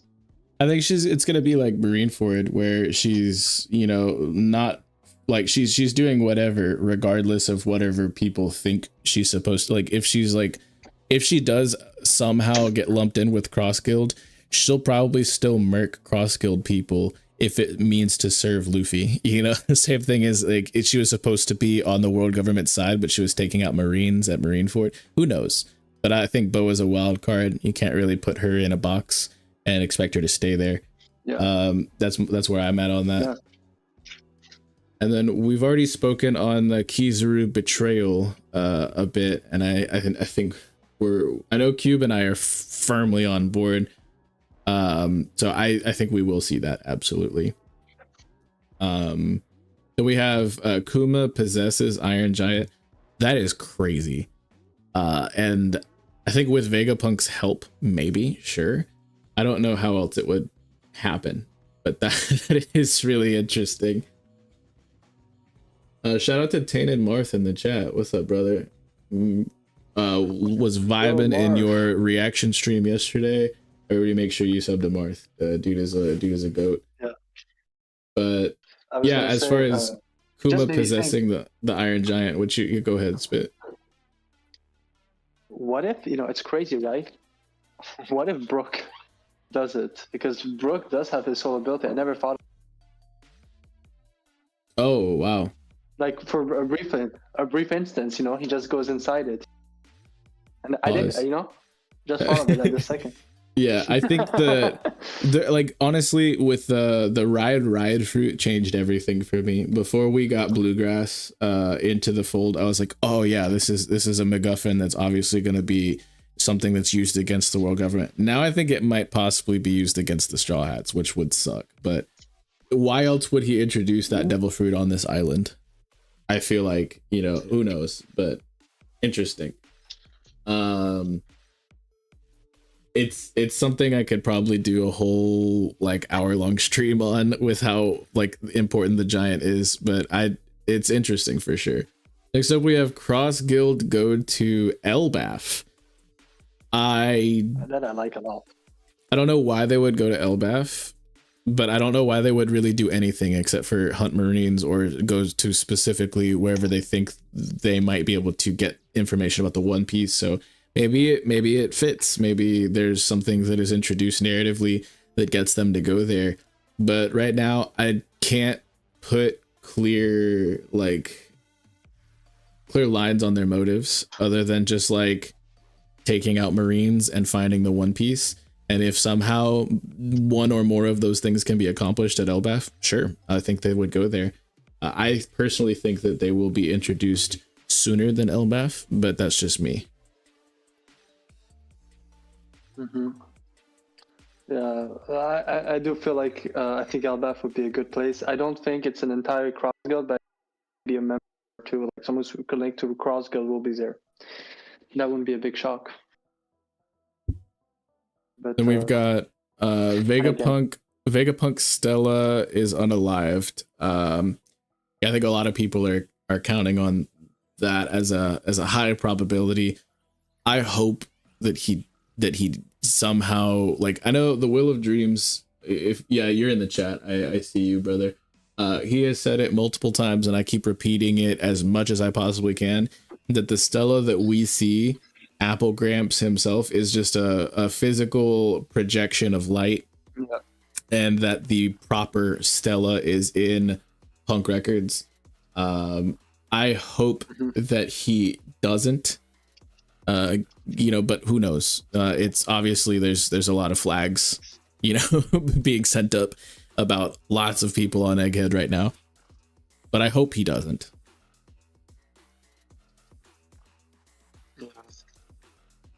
I mean, yeah.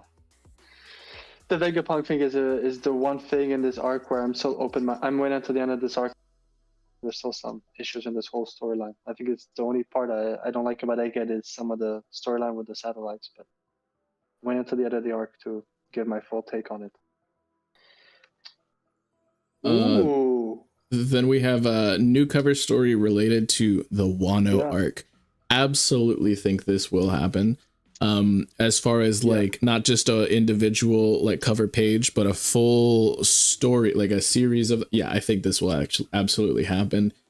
I need to see more from so many people in Wano, and I think that SBS's might get some of the like we saw with Zoro's whole situation, but I think that cover story would be a great place for it as well. Yeah, and I like to remind people because I think this is my headcanon. I think at one point when Yamato joined the Straw Hat, it'll be also on the order of the Shogun. You know, Oden never gave the order to Izu to follow him, but Momo will decide not to leave, be a better Shogun than Oden was, but we'll ask Yamato to be there for both of them. And I think we'll get like the whole taking pudding and Jinbei adventure through cover stories without having a flashback of what happened with them. So I think that's how we're gonna get it. So I can see it through cover stories, the Yamato adventures or something like that. Yeah, interesting. And this next one is kind of crazy. I'm not even gonna lie. Luffy meets Shanks. I absolutely do not see that happening in 2024. I know people are saying Shanks is on Elbaf. Shanks was leaving Elbaf. If the Straw Hats are going there, like, I don't think there's really, like, it's like, oh, you just missed him kind of thing. Like, which is like, it's super in Oda's, like, wheelhouse to do that. I don't think that Luffy will meet Shanks in 2024. I think it's, like, very, very unlikely, in my opinion. Yeah, I think Shanks and Dragon are going to be one of those characters where Luffy's going to meet. I think it will also very symbolic. He met Shanks at the start of the story of Luffy, you know, at the beginning. I think Shanks will be sometimes just before left. And I think Dragon will be something similar. Those are the two characters where Oda's going to take his time before the reuniting with Shanks and meeting Dragon. Yeah, the thing is, like, and Stretch just put it, like we're probably getting 30, maybe 40 chapters this year. I don't think we're getting Shanks. Like, narratively, like, you have to understand, Shanks was leaving Elbaf. He is not going to be there when and if the Straw Hats get there. He will not be present. So if they meet him, it's not at Elbaf. It would be, like, I don't see it happening. I don't think this is very likely at all, respectfully. Yeah, and also, like, I think the moment we're gonna get Shanks and Luffy, it'll be like, it won't be a quick thing. So yeah, don't think there's enough time to narratively do it. For being some stuff up. You Rouge update? I think it's it. I don't know. If we leave Egghead early enough, because I think we're gonna spend quite a bit more time on Egghead. If we leave Egghead early enough, absolutely. But I need to see it. You know, I think we will definitely get an Rouge update before the end of story. Maybe not 2024, but I hope so. I really hope so. Yeah, and I'm the same. And then the last entry for Moogs is something we've already talked about as well. I do not think that Bonnie becomes a Straw Hat.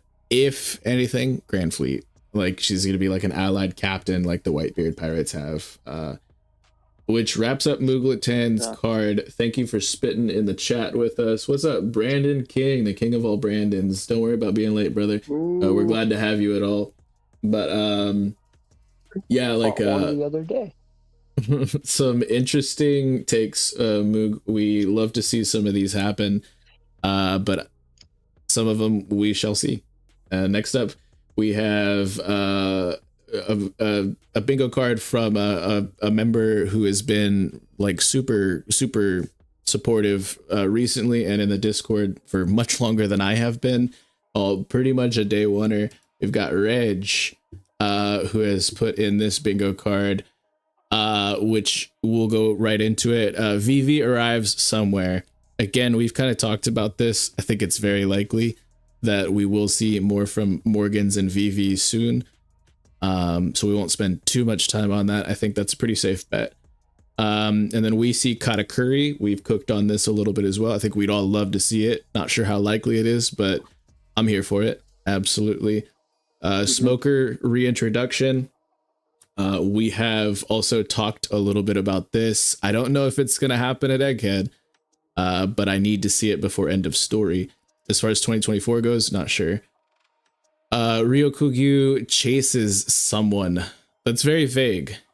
Reg, if you're able to clarify, I see you in the chat. What's good, brother? So glad to see you. But if you're able to clarify who you think Green Bull would be chasing, that would be interesting. It's probably going to be a pretty lady, knowing him, or a Kainu's coattails. Who knows? But but I think we will see more from all of the admirals in 2024. I don't know what we'll see from Green Bull specifically, though. If you wanted to spit what you're meaning here.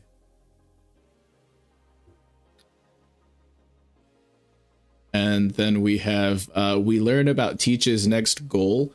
We've already talked about this as well, as far as potentially visiting Wano or potentially taking the Seraphim and things like that. I think this will absolutely be something that gets cooked on in 2024, without a doubt, I would say. Next up is a huge spicy one, which we love to see it. And we've mentioned Doflamingo a little bit, but we haven't really cooked fully on this. But he put Impel down 2.0. Wonderful. I don't know if we're like, there's just so much that's going on. I'm not sure of the sequencing. I think we will get this before the final war. Absolutely. But I don't know if it'll be a 2024 thing. If I kind of hope it is. I want to see it sooner rather than later. This will happen before the end of the story, but I don't know if this is happening in between Egghead and Elbaf. You know what I mean? And to clarify, Reg put in the chat, what's up? I think he could either chase the Straw Hat Pirates, some revolutionaries, or cross guild. Yeah, I think that could be interesting as something just to put them back into the panels. It could absolutely see that with Green Bull. Impel down 2.0 though. How likely do you guys think that is in 2024? Yeah, I don't see it happening now. So unless if it in terms that it's not the Straw Hats going, I could see it just because I need Cross Guild to break out Dofi. I think like my thing is Marco and Bakin and like stuff like go ahead, Cube. Sorry, I know you're about to cook. I was just gonna say, unless with everything happening for this year, unless if it's a footnote in an article reveal about like the whole Sabo thing, I don't see it happening because of everything happening in this arc. Yeah, and this next one kind of ties in because wasn't Weevil being taken there? He says we see Weevil and his next move. I don't think Weevil makes moves. I think he just takes orders from Bakin. Without Bakin, he is. I just respectfully don't think he has the wherewithal and autonomy to come up with plans himself. I think that Ms. Bakin is absolutely the person who's pulling the strings there, using him as just like a brute force to, get through whatever. Like, I don't know. I'd love to see more from Weevil though. I think literally the warlord we have gotten the absolute least from. Correct me if I'm wrong, and nobody say Mihawk in the chat. That's disrespectful. But the warlord we've gotten the absolute least from, in my opinion, is Weevil, and I'd love to see it happen. And that kind of goes in with the Impel Down 2.0, take. He says that he thinks it's the Revolutionaries or Cross Guild mini arc, maybe between Egghead and Elbaf. I think it will happen before end of story. I'm not sure about the placement on that one. Next up, we have Kizaru Tails, the Blackbeard Pirates. If I'm gonna be real, buddy, I don't think Kizaru's getting off this island. I don't know. We'll see if it happens. And as far as the next one, I don't think York is getting off this island either, or I hope she won't. But York escapes. I don't know, man. I want her to get more so that she becomes a villain that I can actually respect. So in that light, maybe give her some more screen time. I don't know if she needs that much more screen time though. You know what I mean? I don't need this to be like an Orochi type of situation, in my opinion. But we've talked a little bit about her, so let's see. The 1000 Sunny transforms into a mecha. I could see it. I could honestly, especially with like the foreshadowing that is maybe present with Frankie's bounty poster, and with him like getting the inspiration from Vegapunk, and like the Shogun, the Frankie Shogun is like I think it could be really cool.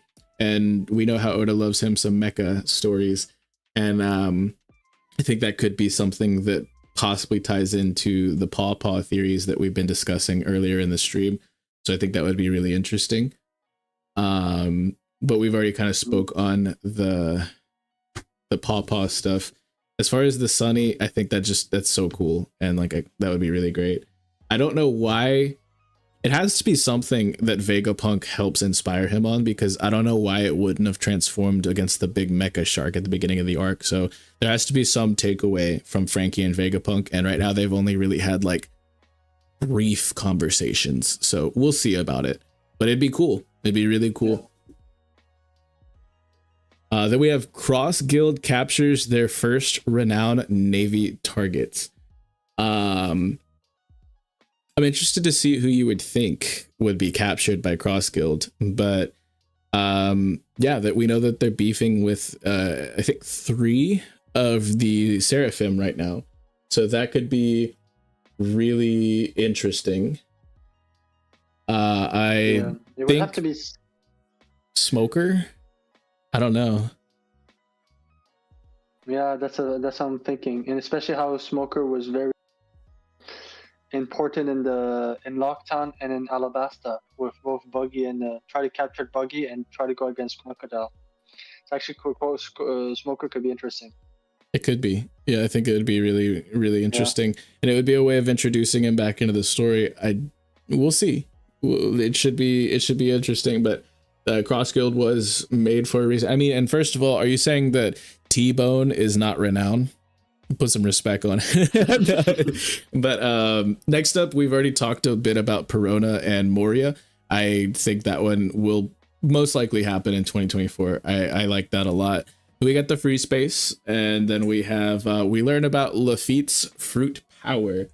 Again, we kind of cooked on this when we talked about the Hattori reveal from an earlier card. I'm not fully on board, although I think it would be hilarious. But I absolutely think it would be cool if we got more from Lafitte and got that Devil Fruit reveal. We've been getting so many Devil Fruit reveals lately in Egghead Arc. I think it's kind of a given. Yes, Straw Hat Lucas, rip T-Bone, my guy. Winston, that's crazy. If Cross Guild captures Sengoku, I'll riot. We have Fritz the Ditz, Fritty D Ditz. Make Marines great again. The shipwright of the last arc saying, I had you guys pulled up on Xbox, like the stream. Thank you so much for popping in, brother, and for cooking in the chat with us for a bit. As far as Lafitte goes, they're talking about York, and they can fix her. You notice how I didn't read that. But no, yeah. As far as Lafitte's powers, I think it'd be funny as hell if he is a pigeon, but I think I'm on board with it being like the biblically accurate angel type of deal, you know. I think that'd be so funny for me as well, and also terrifying. Then we got some Revolutionary Army commanders or vices get into a fight.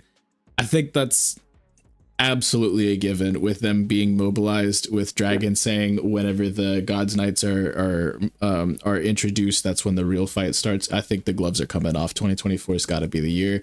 I need it. I need to see it. Plus, I'm a big fan of more Bello Betty, so let's go. Yeah, I can see it.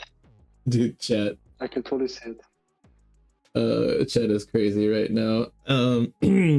So that is interesting. Next up, we got Koza gets reintroduced. I think that's such a pull. That is crazy. And I mean, with Vivi arriving somewhere also on this I almost said Vivi card, on this bingo card, I mean, maybe, who knows? But I don't know if that's anything that I need. Yeah, I will maybe try to help with that take, because I think there is a.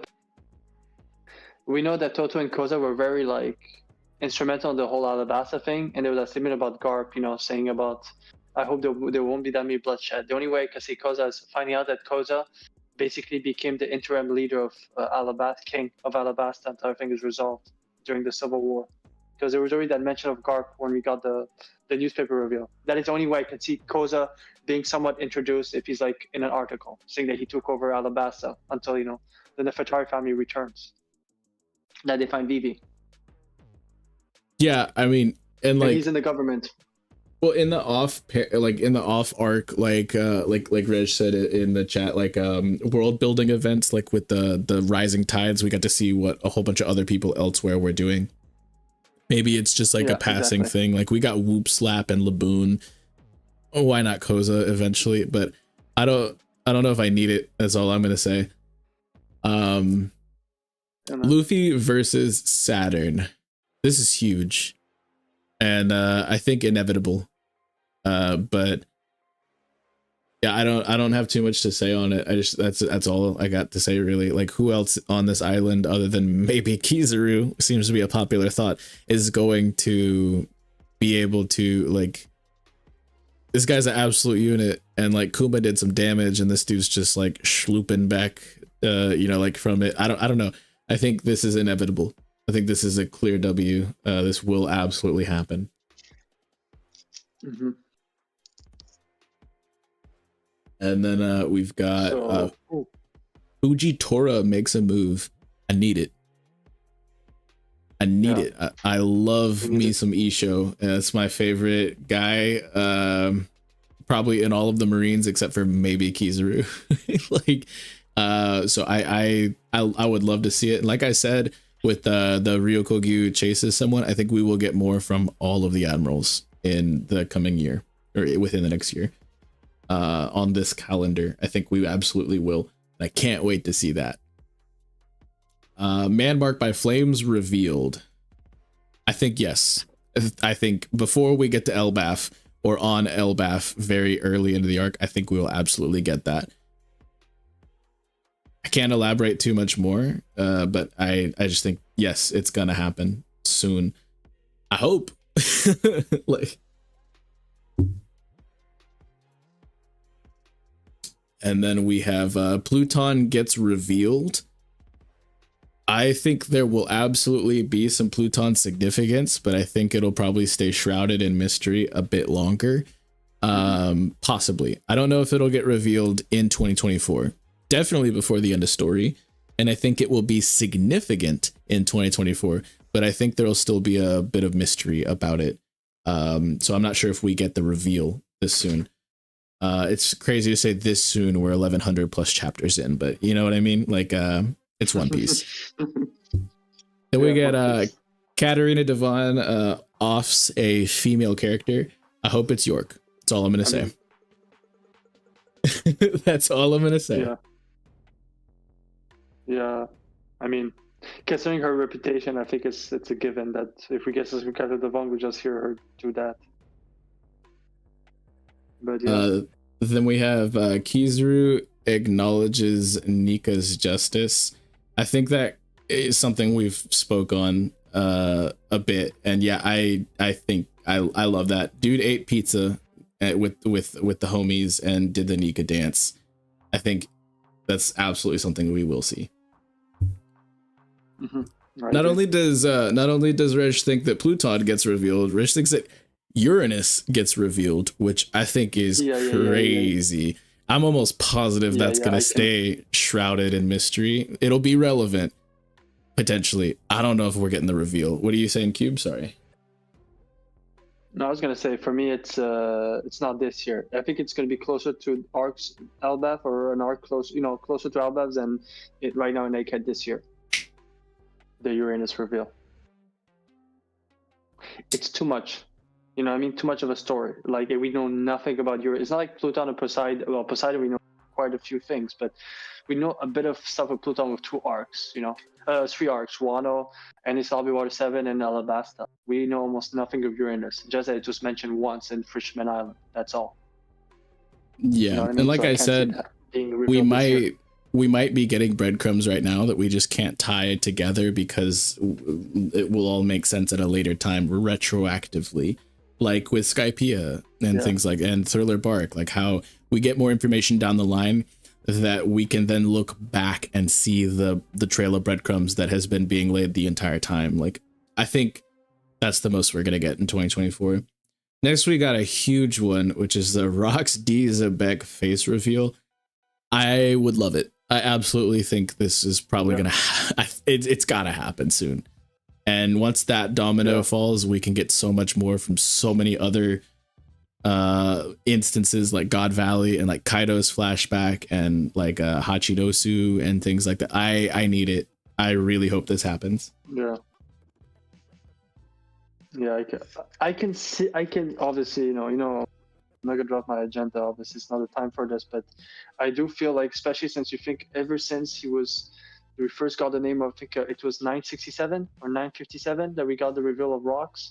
If you look at it, we've been speeding up this whole God Valley thing ever since.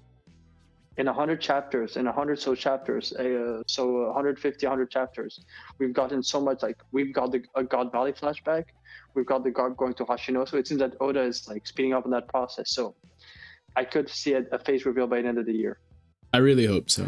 Like, honestly. And then the last one we have talked about, I don't think any of us believe that Bonnie will be an actual Straw Hat.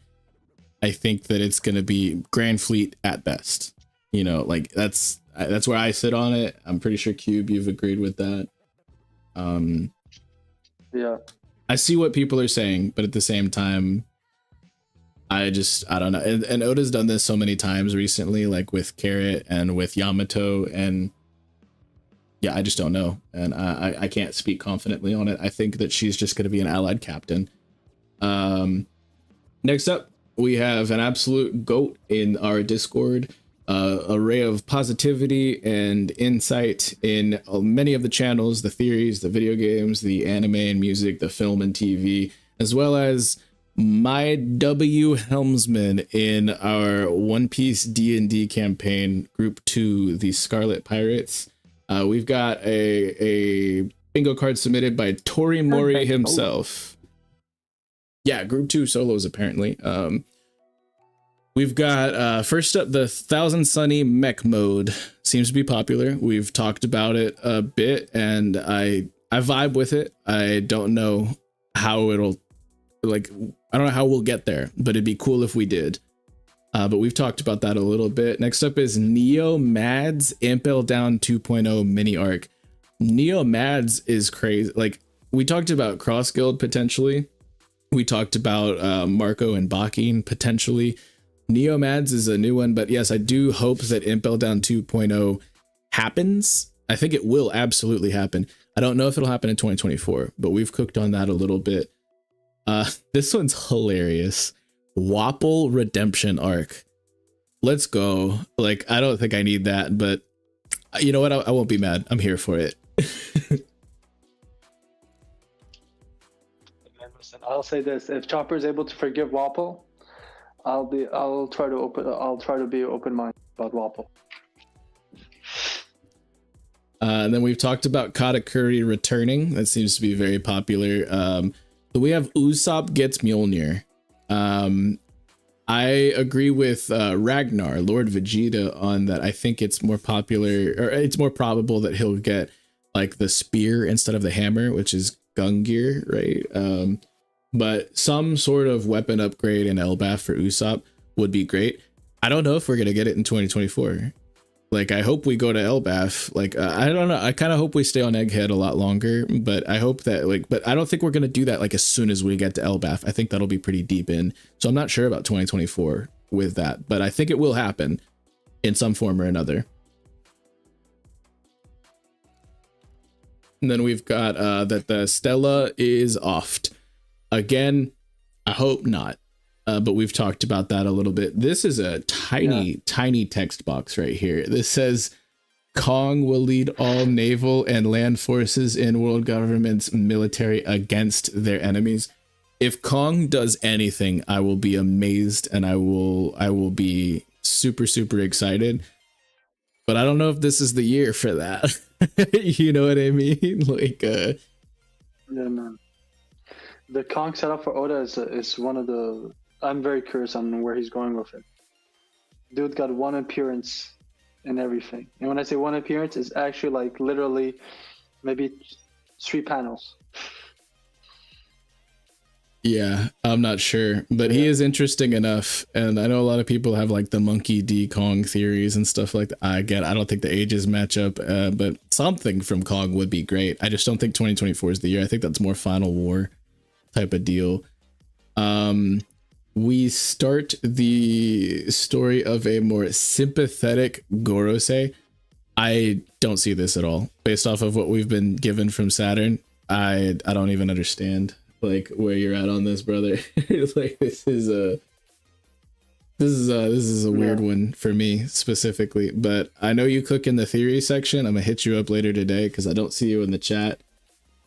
This is interesting. I think I know where he's going with it. He's meaning like they have a reason for their beliefs in Emu. They have a reason that they think that Emu is creating the better, more perfect world than what it is supposed to be. I mean, listen, what I'll say this is I can maybe see another, other than Saturn, the Gorosei have better like explanation, because the problem is right now is Saturn, his explanation for everything is very, you know what I mean? Bully, you know, immoral. But I could see something like maybe 1 or 2 of them might have like, it's like the flamingo. It's messed up, but you see their logic in a way. Because through Saturn, you cannot understand his logic. It seems like he just hates to hate. Yeah, it's interesting. I think it'd be cool to get some more from them. And this is interesting. And then speaking of Saturn, we have the Iron Giant offs Saturn by destroying Egghead. That's crazy. And like I've said on the Iron Giant before, we need more, but I don't know how I can safely speculate on any of that. But we just need more from it. I don't know about it taking on a whole Gorosei. It's crazy. And like I said, the ride fruit just makes me skeptical that it will be an ally if we do see more from it. Yeah, then we've got this one's cool. Smoker will awaken and finally be strong. Bro, he beat Luffy and he was strong at a point in the story, but I think this is interesting. I would love to see a Logia awakening, and I know Mr. Bushido believes that if we do finally see a Logia awakening, it will be from Smoker. I'm thinking it'll be from an Admiral, because that's something that I can cook on that later. But yeah, this is an interesting one. I want more from Smoker. I want him to be back in, but I don't know how soon it'll happen. Like I've said before. Sword officially defects from the Navy. I think they kind of already have, like, it just not like that's the whole point of them. Like, this one's iffy to me because, like, especially with what we see from Doll, who is a vice admiral in Sword, and how she is directly you know, taking like I don't know, this one's weird to me. I'm not sure how I feel on it. Y'all have any thoughts? Was it confirmed? Yeah. What was that, Dill? Was it confirmed that she was Sword? Yes. Whenever we got introduced to Doll at G14, it said a member of Sword, Navy Vice Admiral Doll. Like on the nameplate. Yeah. Everybody there got a Sword nameplate. Yeah, everyone but Garp. And yeah. And obviously Tashigi when she was introduced with them. Yeah, so everybody who was yeah. introduced, Prince Groose, Hibari, Doll, Helmeppo, even, like, all of them got sword nameplates, and Tashigi. Everyone who was introduced there and at Hachinosu, even Kujaku and stuff like that, everyone but Garp got a sword nameplate. So this is interesting. I don't know. I think we'll get more from sword for sure. I just don't know if we'll see that. Because, I mean, I don't know. It's complicated. Yeah. As far as cutting ties with the Navy, like Reg is saying in the chat, I don't think that, I don't know, like, just based off of Kube being like, I don't see it, actually. I really don't see it happening. And we've talked about the Tashigi and Kuina thing. I think before end of story, sure, we can use the explanation. I don't know about 2024 though. That's a little soon for me. We've got a free space, and then we have Lilith travels with the Straw Hats. I know this is something we talked about with Middleway last Saturday. It's not something I'm opposed to, but I don't think it's something that I absolutely need either.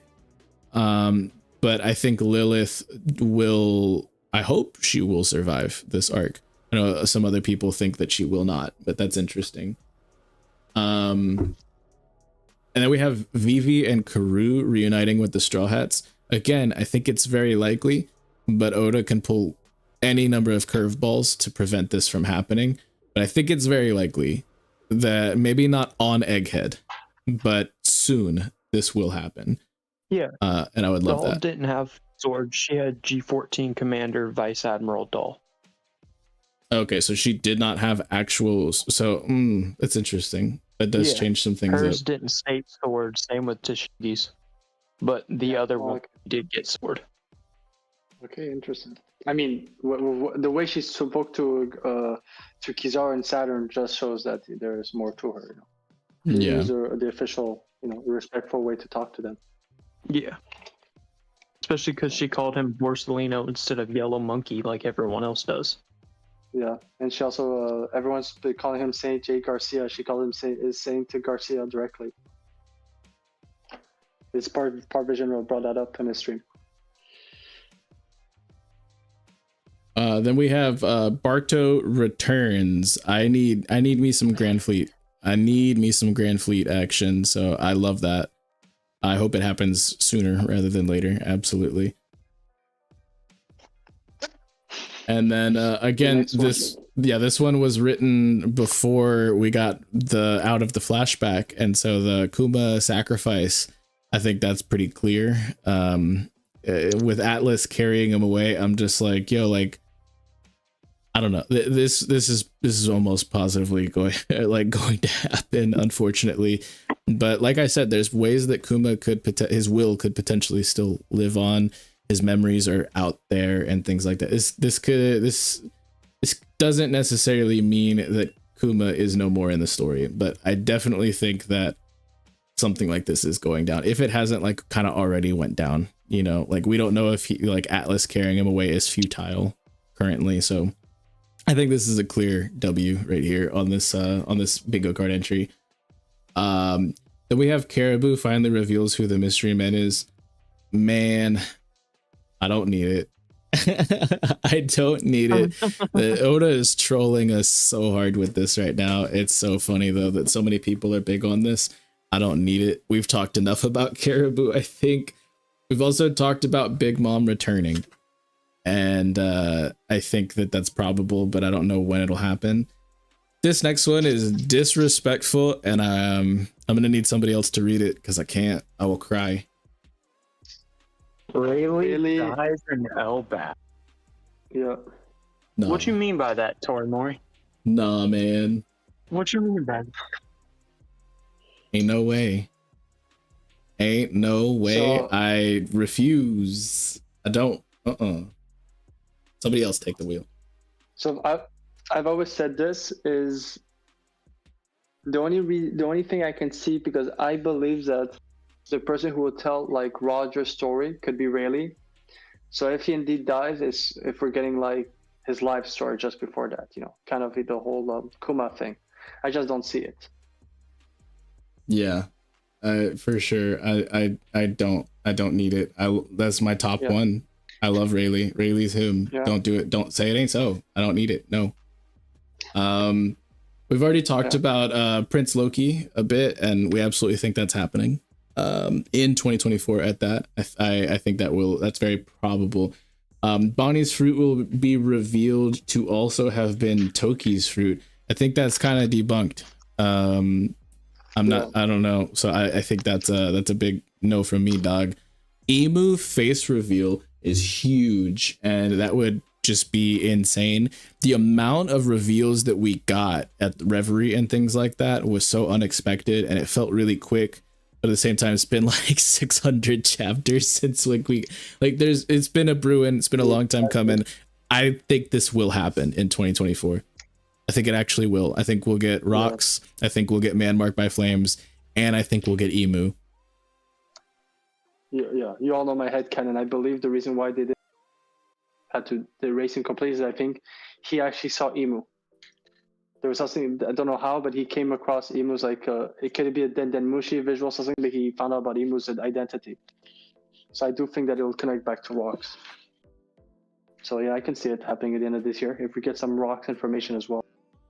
It doesn't mean that like Emu's gonna be defeated or that like it's literally just a face reveal. Yeah, like just to like build intrigue. Like I didn't think we were gonna get what we got in 2023, but we did. So who knows? Next up is Blackbeard thaws Garp and uses pudding to save God Valley. This is something to see God Valley. I'm sorry, not to save. This is crazy, and I've heard about it before in the theory section because Torimori stays cooking over there. This is really interesting. I love the idea of pudding being useful with her devil fruit and not just with her third eye potentiality. This is crazy. I like it. I like it a lot.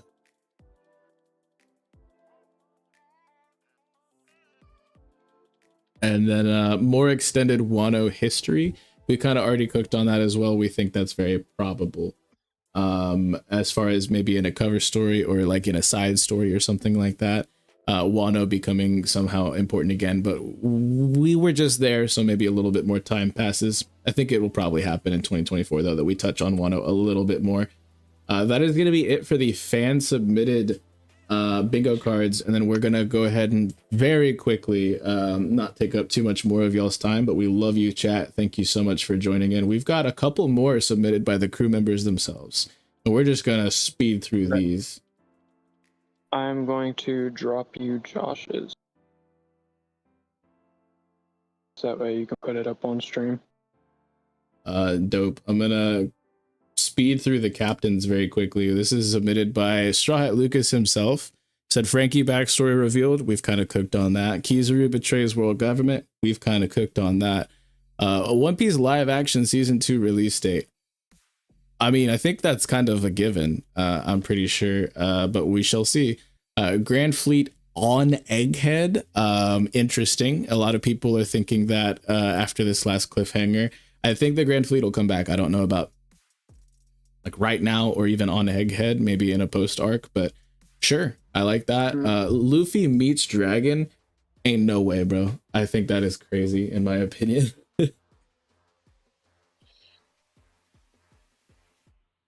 I don't know if I see that happening right now.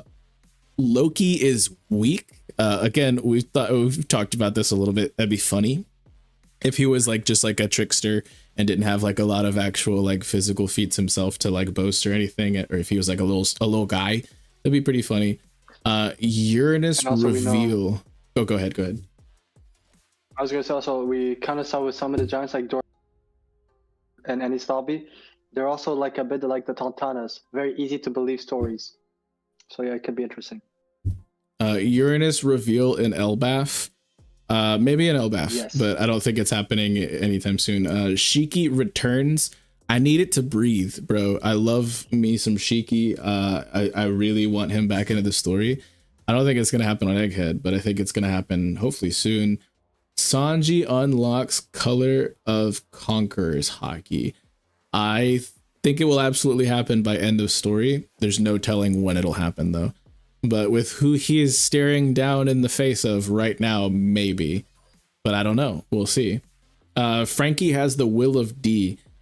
Crazy. I think that goes into the Frankie backstory kind of thing, like kind of hand in hand. So yeah, I don't know. Maybe. But again, we're going to speed through some of these because we've got a couple more from the crew. Chopper Devil Fruit Awakens. I think it already has, if I'm being completely real. Like, but that's just me. I know Josh has some interesting Chopper theories, Chopper Devil Fruit theories. But like when Kureha was like, his fruit ran wild. I feel like that was like kind of like him having his fruit pseudo awaken, and he was like a jailer beast kind of thing. And then post time skip, now he's able to control it. I think he's already awakened, in my opinion. But who knows? Well, I think we should, hopefully we will see more from Chopper, instead of him just being the plug. We have Luffy learns about Garp. I think that's inevitable. I think that's absolutely something that will happen. Free space, and then the crew lands on Elbaf. There's a lot of people, myself included, who think that this might actually get off-screened, but I hope it won't. I just think that it might. I don't know, something about the whole like Kid and Shanks interaction made me feel like, is this all we're gonna get from Elbaf right now, or maybe it's later than we thought. Like, and he keeps playing it out like Fishman Island style. I don't know, but I hope we do get Elbaf. But I hope we do spend enough time on Egghead still before we get there. Then we have Dory and Brogy train Usopp. Although I think that would be really cool, I think they were going with Shanks and Shanks was leaving. So this is my same whole Luffy meets Shanks thing. I don't think this is going to happen in 2024 at all. But it'd be cool. It would be really cool. Then we have Lafitte Devil Fruit reveal. We talked about it, and that would be so funny. I saw you, Lucas, joking in the chat earlier about it. Frankie gets the Paw fruit. Seems to be very popular today, and for 2024 theories. We'll see. And like I said, if you guys haven't checked out the Den Kushi video on that, make sure you check it out. Cross Guild breaks out Doffy. I know Dill is a supporter of this one. I think it'll be somebody else, but this, yeah, the Impel Down 2.0 arc is also very popular today, and I'd be happy with whatever happens as long as Doffy comes back into the story. It's my top one villain, as far as the way that he's written and portrayed. Then we have Enel returns. This is crazy. A lot of people have been memeing on it, and Dak actually put out a really good video about Enel and Urouge. If you guys have not checked it out, basically that's exactly where I sit on it, so make sure you check out that video for a bit more of the connections and the elaborations on Enel and Urouge specifically. I think that would be interesting, to say the least. I think it would be cool if, I don't know, it could go either way. Maybe he comes to us, or maybe we go to him, because like the moon is like something that I think would be super important, but I just don't know how we have time for all of that with what's left in the story. Robin unlocks armament hockey is really interesting. I feel like she's probably already got it. In my opinion, it's just not something, I don't know, maybe we'll see. A lot of people were thinking Demonio Fleur was something along those lines, but the anime kind of debunked that a little bit, but the anime is only like so canon, you know, so who knows. But seeing more from Robin, I'm always here for it. Usopp lifts Mjolnir. We've already kind of cooked on that as well. Saturn is unalived. We've cooked on that. Shanks finds Barto is spicy. And again, like with Mr. Bushido's take, I think if he humbles him, cool. I don't need him to like off him or anything like that. Frankie upgrading the Sunny. We've talked about like the mecha potentials here, right? And then we have Blackbeard third fruit, which is super spicy. And that we've talked a little bit about like if he were to take Saturn's powers or something like that, that would be really cool as well. Cube, I'm gonna pull up yours, and I actually needed to take my dog out real quick, so I'm gonna let you spit. And Yeah, and to give a context to everyone, I basically did mine if when everything in egghead is over. So mine is like more post egghead than egghead. Like this, people know. So yeah. So, Dill, are you ready? Since Vex is taking out his dog. Go, Big Mom going after Morgan and Vivi. I'll need some counters if you want, or else I'll just keep on going. Dragon appearing at the end of Egghead. So after the Straw Hats leave, well, Kizaru will have betrayed the world government. This is an interesting one, guys. Sword reveals themselves to the world, which I think is what we need to have. Sword revealing like we're Marines, and we don't dig the world government. We're our own people. Maybe adding, some their own version of admirals. Kobe. The name Dr. Kurea returns in the. So wait, I'm gonna look at the chat at the same time to see if anyone has jumped on some of the one I said, because I tried to went very fast on it. Okay, perfect. The chat is normal, stable. We found out that Mihawk is Radiant Kid. The Straw Hats will go to another island. They're not going to Elbaf. The return of Katla Devon, since she's not being found. Crosskill will finally make their move. Luffy and the original Bucky meets, most likely at Sphinx Island. We finally get the big reveal of Garp and Rocks and their connection. Big news, Morgan meets Luffy. Okay. Sorry for everyone who's a big Bonnie fan, but Bonnie doesn't join the Straw Hats. Getting a Yamato reveal. Oh yeah. No, you're gonna keep cooking, bro. Yeah. So yeah, I said we'll get a Yamato update. So Sengoku and Suru will return in the story. We will find out more about what we're talking about. Absolutely love that. Yeah. Vex, you know my agenda about him, because I don't trust him. Barter will be revealed to be a traitor. Boo. I don't trust him. Get out of here. He's too of a fanboy. Yeah. He's us, bro. There's something sus about it. There's something us about him, bro. Even excuse for the I wanted to give it to you, the devil for like, I feel like just saying off. So until now, I can see him possibly be the one trader in the Grand Fleet, if there's one. I hope not, but he's only one. Because he's always done that, and I think in Elbaf he'll come back. Nolan mentioned in the story. He was mentioned in Skypia's story. He was mentioned in Dressrosa's story. I think the Elbaf story will have Nolan in it. We'll finally get the reveal that Crocodile is connected to Dragon in the past.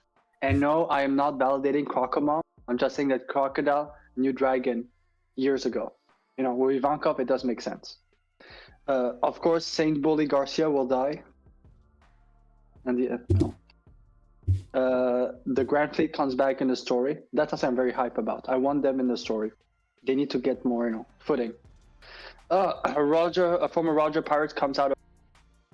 I won't say who. You're all suspecting who I'm talking about, but I want to keep it very mysterious. Law's secret benefactor reveals himself.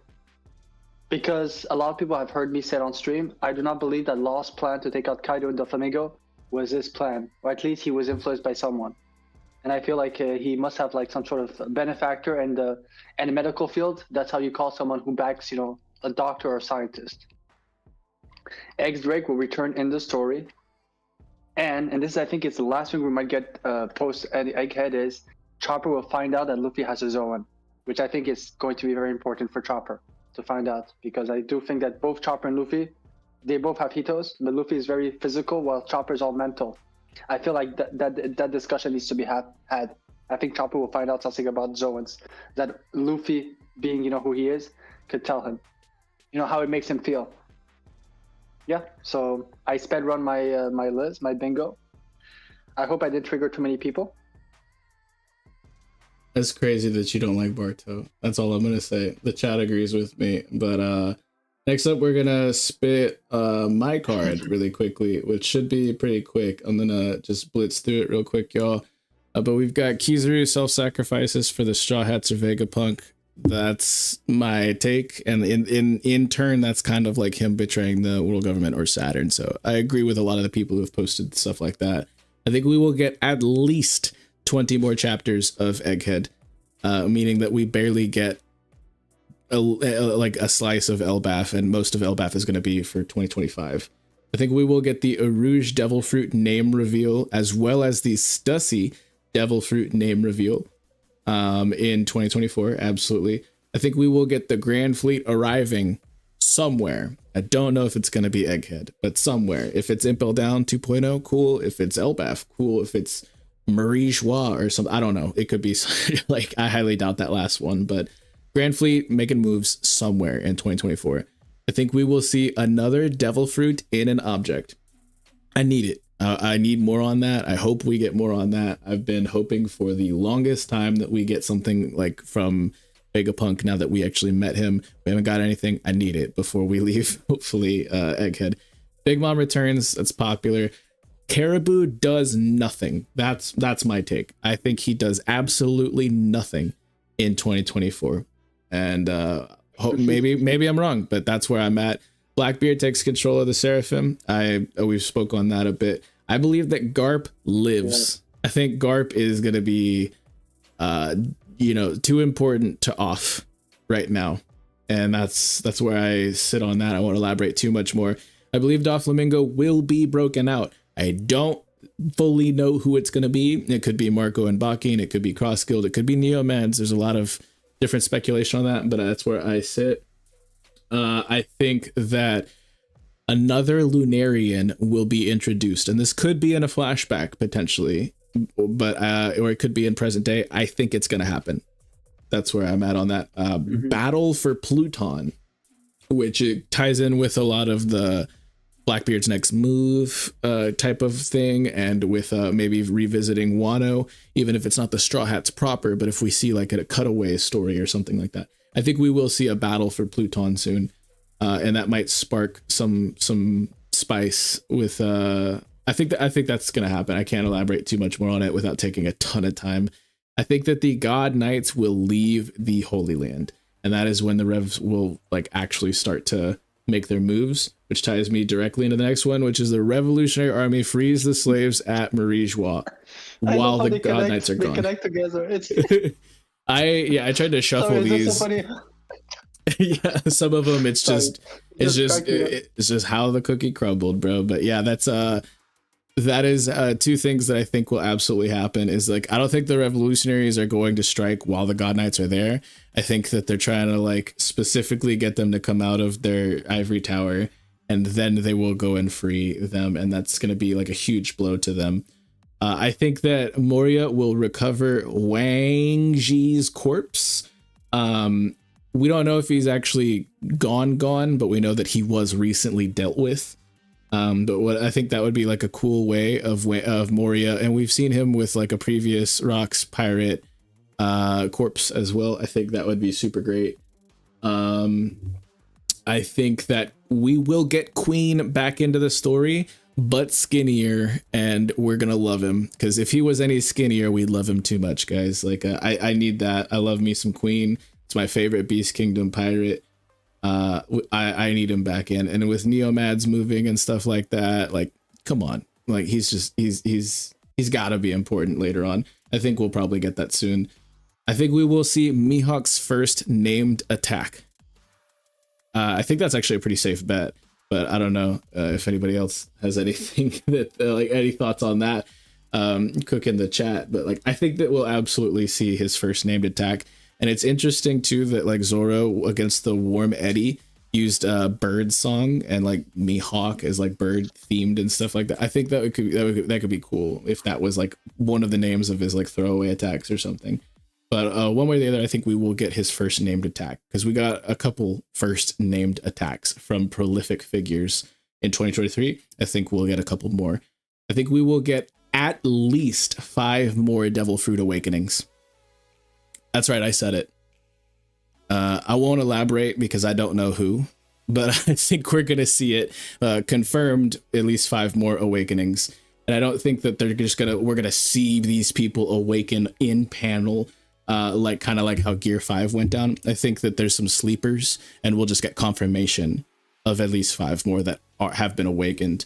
I think that Luffy will not meet Shanks, and I've already spoke on this. I think that York will be deceased, and I've already spoke plenty on this.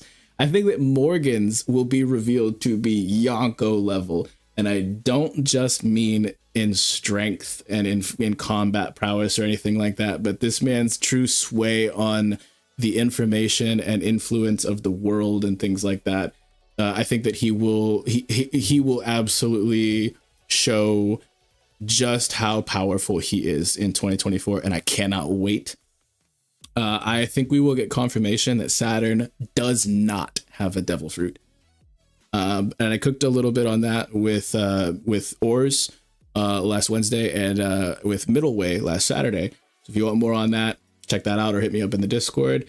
And like I said earlier, I think we will get Rocks, Emu, and the man marked by flames all face revealed in 2024, or at least I hope so.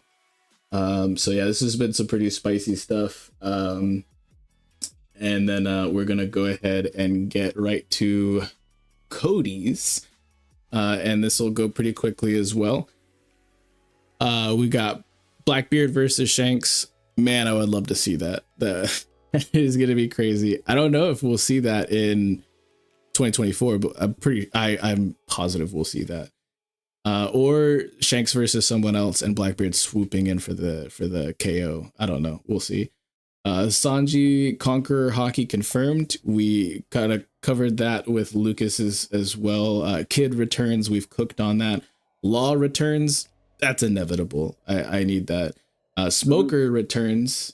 I think that, again, we'll get that eventually. I don't know about 2024. What's up, Cube? No. It was just a sound effect. Don't worry. Got you.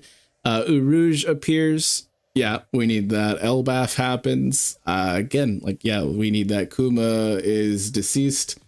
Pretty safe there. Bonnie joins the Straw Hats. We kind of all know by now how we feel on that. I don't think any of us are fully on board, but Cody seems to be there. Kube gets an arc. I like this one. And again, this ties in with the X Drake thing as well. I think that would be really cool if we did get like a Kube arc, like a full Kube arc. That's a really cool one. And then X Drake coming back is the next one. I think, yeah, we'll get something from him soon-ish, maybe. Akainu leaves his post. I think we already got that, but Cody wrote this a while back. So, but like he was on Marie Joie.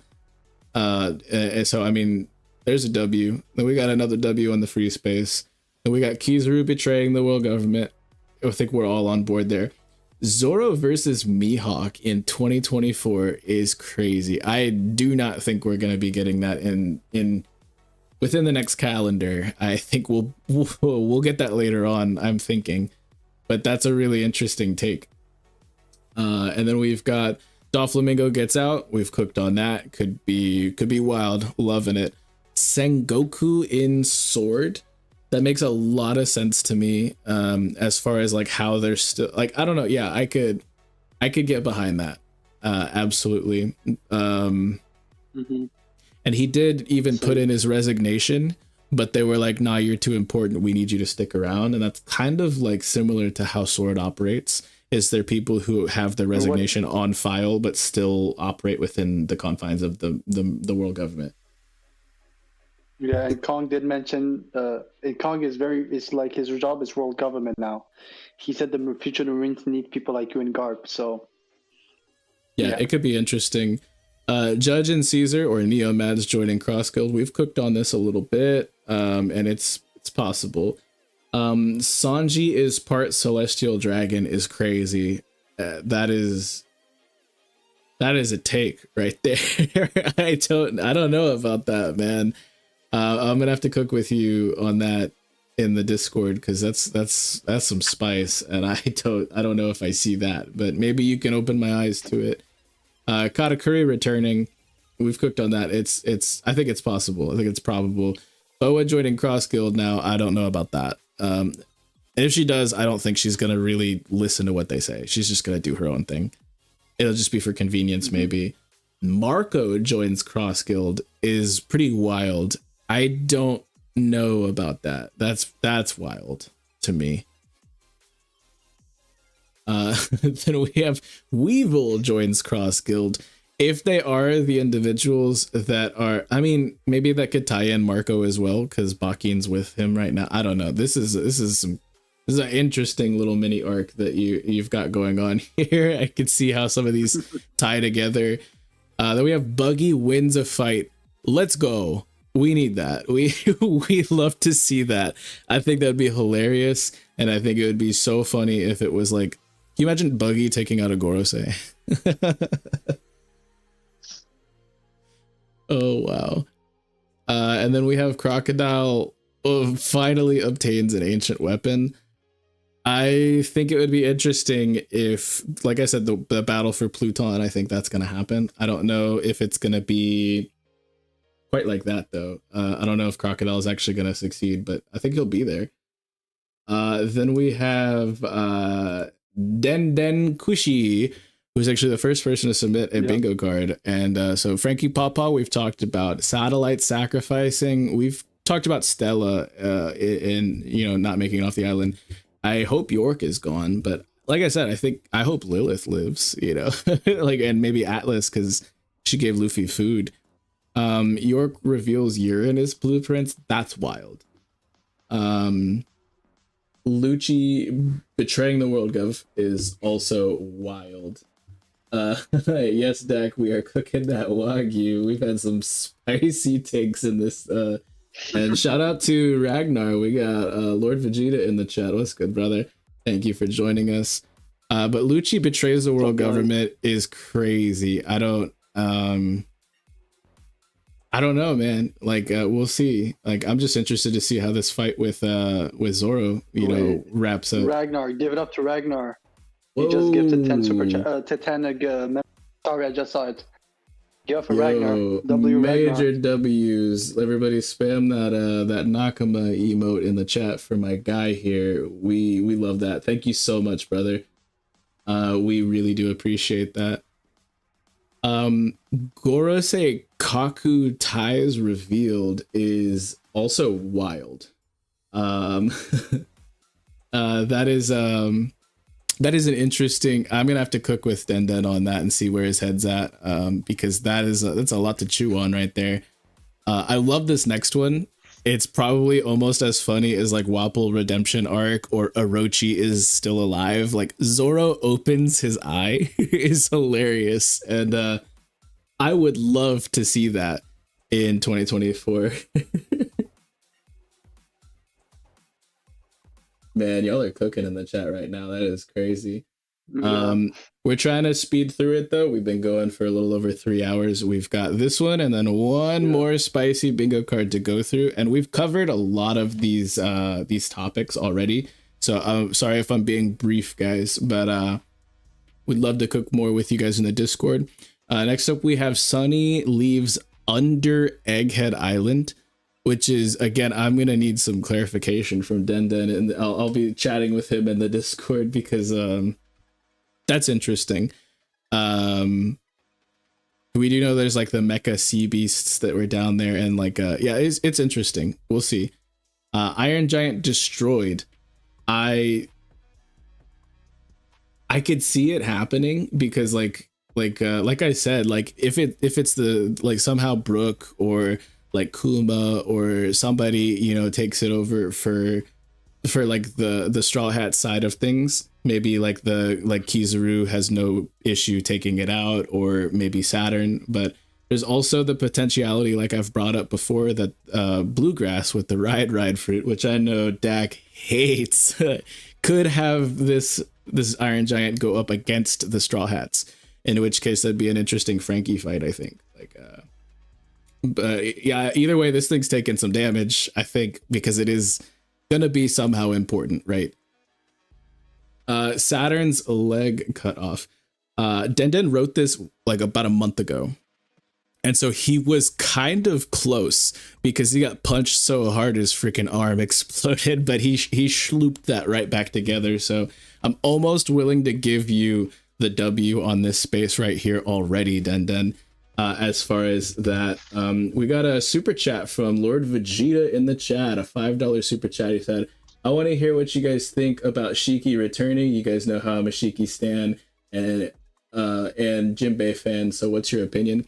We've cooked on Shiki a good bit. I need him to return. Some people think that he might be who will train Kid to make Kid relevant and strong. And then some people think that maybe I don't know when he will return, like maybe not in 2024, but before end of story, absolutely. Kube, Dill, did either one of y'all want to cook for brother Ragnar here? Honestly, I can see Shiki coming back, especially when we now know that Higurashi, like over 30 years ago, had Shiki's face with it. So I do feel like Shiki is going to come back. I think he might come back more in the form of a flashback than actually end the story, but still, he'll come back. We do still know that his 20-year plan is canon. Yeah. Episode 0 is canon, and it at this point it's menacing. The events. Good. Sorry, you're breaking up, Bill. I will say this. You broke up. I thought you were done. Sorry. I think you said the events are canon. Really? And yeah, like I think the longer that Oda waits to reveal what this plan is, the bigger we can expect it to be as far as the impact that it has. But yeah, everybody check out Ragnar, especially if you got a membership. Make sure you go check out this guy's TikTok. He's got some interesting Shiki theories. Specifically, I'm not going to spoil anything like too deep, but about like Capone, about Zoro's father, about like some really, really interesting ties. We love a good Shiki theory here, and we are also Shiki stans, I think, all of us here in the call. So you're in good company, brother Ragnar. It's great to see you in the chat. And again, thank you for the 10 memberships. An absolute goat. Next up, we have Vivi kidnapped again. Man. I mean, give it a rest at this point. Like this hasn't she been through enough? I think we're mostly all on board that she will likely reunite with the Straw Hats. Maybe not in 2024, but like soon-ish, right? So I don't know if her getting kidnapped again is something that I need. Then we have Kuzan betrays Blackbeard. Man, I freaking hope so. Like, I absolutely hope so. I'm still a little iffy on the whole allegiance that he has, except for the fact that he's in a place where he can now do whatever he wants. But I don't think he's fully bought in with Teach. I think there's a lot more to read in there, and I think it would be great if we got something more on that soon. Another Grand Fleet arrives at Egghead Theory, and that's, again, this was written over a month ago. So this was before the latest cliffhanger. I don't know if Den thinks that they're on the way right now, or if it'll be a little bit later. But yeah, hopefully we'll see that soon. If not at Egghead, somewhere. I need the Grand Fleet to be doing something. He put it on here twice, which is interesting. Then we have the necklace protects Bonnie from Saturn. That is so interesting. And I think that it's got to be some kind of important. I don't know if it'll be from Saturn specifically, but it's super interesting. It's like the whole Chekhov's gun thing. It's like it's something that I need a little bit more from, and I think that we might not even get that this arc though, but we'll see. So that's why I'm not sure if it'll be from Saturn, but it'll be important somehow. I need to know more about that necklace and how it'll be significant eventually. Yeah. Then we have Akainu reveals. I'm assuming he means like his backstory. That would be so amazing. And like, that's one of the ones that we absolutely need. We need more from like Mihawk's backstory, Dragon's backstory, Akainu's backstory, as well as a few others. Those are just like the bigger three. I think that with Dragon and Mihawk and maybe even Akainu, it's probably going to be closer towards the final war. So I don't know if we'll get it in 2024, but I'm not mad if we do. I would love that. And honestly, I could say Kainu and the dragon, if there's a certain, like maybe Fujitora because he's 1 year younger than them. I guess he sounds similar to an ASL. Like they might get a joint flashback because both are the same age and they're dragons are from Marine, and he was obsessed in calling Luffy Dragon's son. So we could also get Dragon and Kainu as one huge flashback, and they're connected, you know, because of that. Yeah. I mean, like I said earlier, I think we will get something from all of the admirals in 2024. But I don't know if it'll be flashbacks. I think it'll be current events. And I don't know how big it'll be, but I think we will absolutely see every single one of the admirals in panels in 2024 doing something. If Akainu is still behind a desk, I mean, at least he's in a panel, I guess, you know, like, do we have Robin captured by Blackbeard? And this is something that we were talking about when we went over Mr. Bushido's card a little bit. So I won't go too deep into it now. It's a pretty common theory as well, especially with this last chapter. I don't think we really know exactly what happened to Robin to make Chopper say, get your rest or anything like that. So this could be interesting. I've seen a lot of individuals in the community, in some other creators' chats, and you know, things like that, suggesting that this could have already happened. But I don't want to get too deep into that because we've cooked on that earlier. Sanji saves Pudding. This is one we have not seen yet today. That's interesting because, again, like I said earlier, we need Pudding to be important. But I'm more on the boat that maybe Katakuri does it.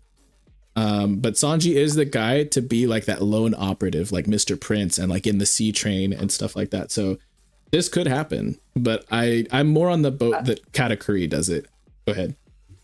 Yeah, I could see, again, you know, and I think that's also the problem we have is ever since Oda gave this timeline or this crunch on time and there's so much stuff, but I could see, let's say if Oda doesn't care about the timeline, he's just teasing us and making us happy for the meantime. I could see the narrative where at one point something happens where the Straw Hats has to go to Hashinosu and intertwines with Katakuri, because we've seen that there's something about Katakuri with Luffy at the end. And I think, you know, maybe that having a common goal will be the last push for Katakuri for, you know, for his different path, you know, because we know he's going to pivot away from Big Mom, the way Big Mom does stuff, be more of like the right captain for the Big Mom pirates. This could be the narrative reason, you know, Sanji and the Straw Hats and Sanji want to save, want to go with the Garping and save Pudding, and Katakuri is also there to save Pudding. It could be so interesting. I could see something like that. Yeah. Then next up we have Stussy is unalived, which I freaking hope not. We've got a lot of people putting some negativity towards my girl here, and I all I gotta say is I hope not. I want her to be best girl. I want her to, like, I want to know exactly where her allegiances lie. I don't want her to be a triple traitor or somebody who is about to be written out. I need to know more about her backstory. I need to know more about her devil fruit. I need to know about this checkered fate that she mentioned to Kuma and things like that. And I'm not talking about Bakin. I'm talking about her clone. I don't need much more. I mean, I guess I need some more from Bakin, but I hope Stussy is written very well. And I just, all of these like triple crossing like thoughts and like double betrayals and like all this other stuff, I just like, I'm like, okay, cool, I guess. But I think it could be, I don't know. I just think that Oda is going to do something different. I think that she will be utilized very well moving forward, hopefully. This next one we did talk about as well. Oh, go ahead. I was gonna say, I think both the Bakin and the Stussy, both entity, their storyline will be very interesting, because their implication, their connection, the original Bakin being both in the Mads and the Rocks. So yeah, I do feel like he'll do right with their storyline. The build-up is interesting. Yeah, for sure. This next one, like I said, we talked about this a little bit whenever Mr. Bushido's card brought up the magnetic boots being used as like a bit of a plot device, like a MacGuffin. The photon gloves used against Kizaru. This is interesting. And this is a theory that I had a long time ago at the beginning of Egghead. I think literally at the end of 2022. Like, so it's been a minute. It's been a year, I think. So this is definitely something I could see happening. But based off of who he's going up against right now, I don't think we need it. Like, I don't know. If he were to go up against somebody without confirmed hockey, sure. but like we see Sanji looking at him right now. We've seen him beef with Luffy. We see a lot of hockey beasts on the island right now. I don't think any of them need the photon gloves, but if somebody not confirmed to already have armament hockey proficiency is to face off with Kizaru, sure, absolutely, let's go. Then we have Shaka is a gosh darn traitor. I remember, I think it was Mr. Bushido again having a lot of similar takes as Den today, or in the past month, that Shaka is still around, and we cooked on the organoids and how he can potentially, he could potentially, be brought back into the story and things like that. I don't like the York reveal, so I think this would be better than that, maybe, but I don't know. But I know Den has been shouting this from the rooftops for like almost a year now since we got that, which is so funny to me. And then we have Caribou escapes the Straw Hats. I don't really think he's being held captive. They're just like, yo, dude, leave. Like, but I see what you're saying. Like, he just goes away and quits stowing away. Again, I think he does nothing. Like, which this kind of fits into that. He just like scurries away and just becomes unimportant once again until later on, probably. I think we will literally see nothing significant from Caribou in all of 2024. I'm pretty sure. And we talked about beef at Wano pretty like a couple times, and I would love that, just to see like the battle for Pluton like I had on my bingo card, and then like it was something that we brought up in the middle way stream as well, like Green Bull was foreshadowing that Wano, even though it is like an emperor's territory now, and the borders are still up, Kaido not being there anymore is significant. More people will, be more comfortable invading, and I think that is imminent. We have Dragon recovers Kuma's body. I'll cry. I will literally cry, y'all. And I have not cried to a single piece of manga in my whole life. I might, if we see that. That is so devastating. I think it would be worse if Moria gets it, but yeah, this is deep. This is super deep. And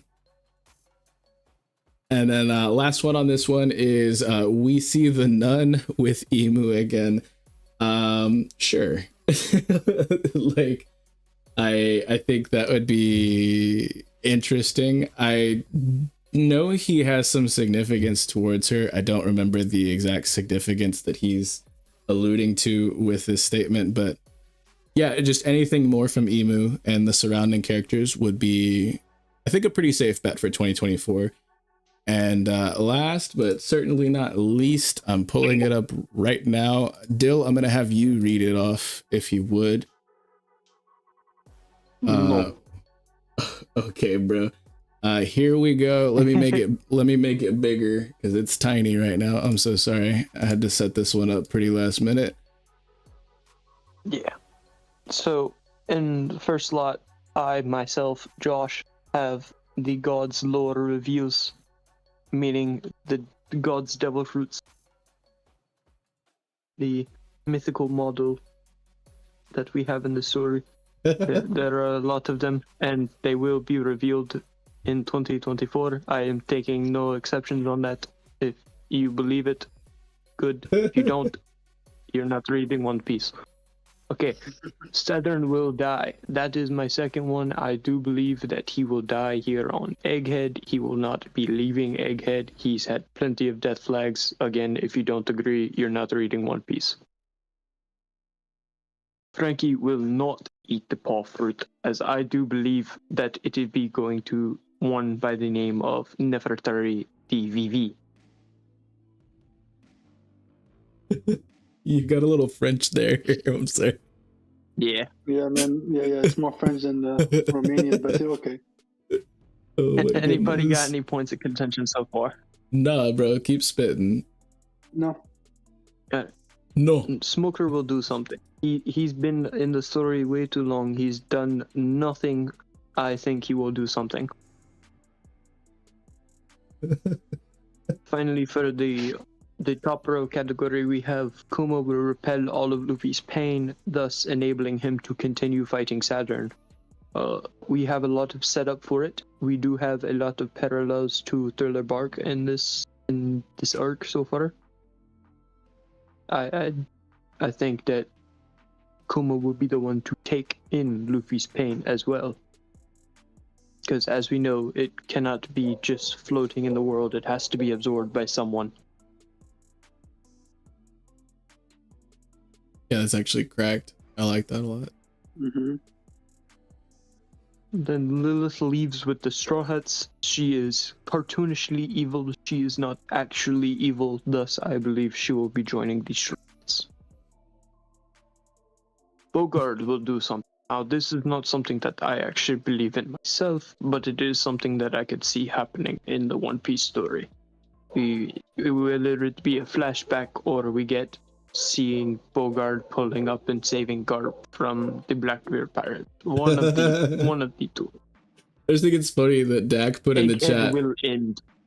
Dak put in the chat that my biggest point of contention with this bingo card is that the middle isn't a free space. LOL. While Bogart is right there. I'm sorry. Go ahead. I would like to say that I don't need a free space because I do believe that my free space will come to fruition as well. So I didn't need to take the free space. Joke's on you losers who took it. Egghead will end. I do believe that this arc is wrapping up very soon, and I do believe that before we get out of 2024, Egghead will be over.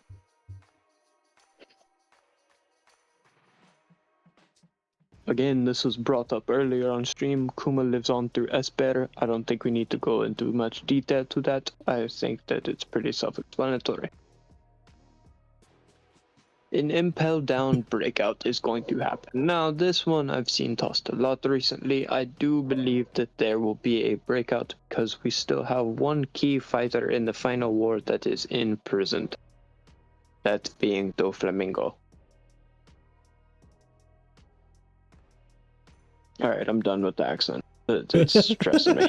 No, you're Edison good. will be kidnapped by Blackbeard. I think that one's a pretty safe bet.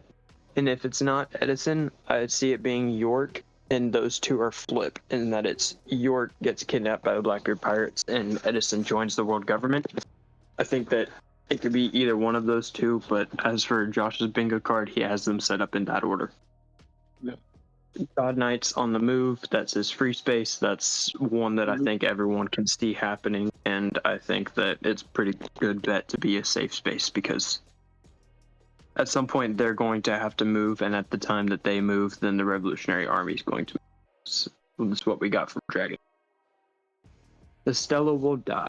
I also do believe Josh has it right on this one because I don't think that Stella is going to get another chance to communicate with Dragon. I think that Stella's last communication with Dragon was through Shaka in the call before Egghead took place.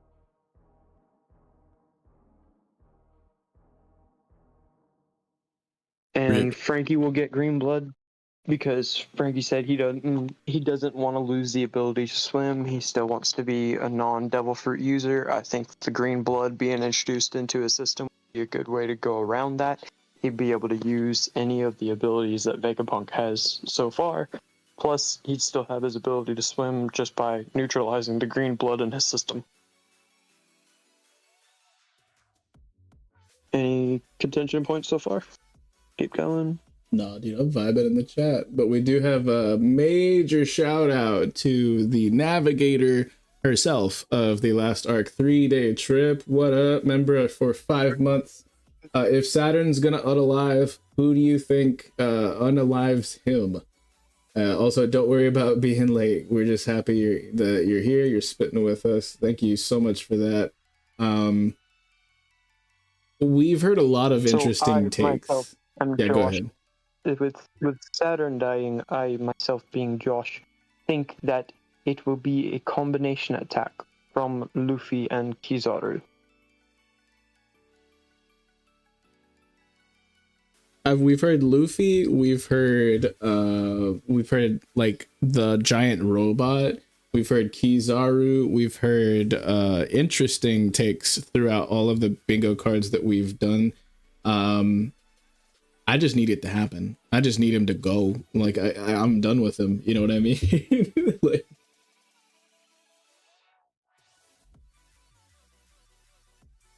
but yeah, what was the last one you read? Was it Frankie Greenblood? Yes. Yeah, I love the Hidden Islands. Is revealed to be Mastus. I think this one is again pretty self-explanatory. I agree with the one named as Daksake in the chat who has this take.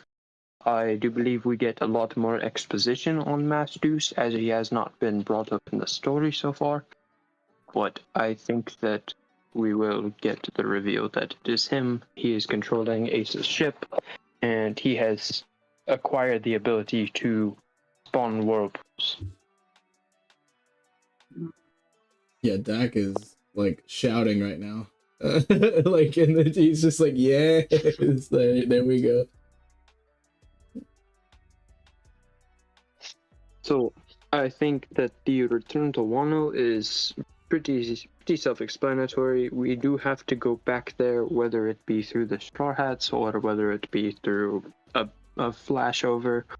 One way or another, we will be back on Wano, not as a crew, but through the story narrative. I thought you were done with the accent. Yo, shout out to this guy's commitment. We gotta. No. No. No. So Atlas will die. That's been written. It's if you don't believe it, you're not reading One Piece. Same as the other ones.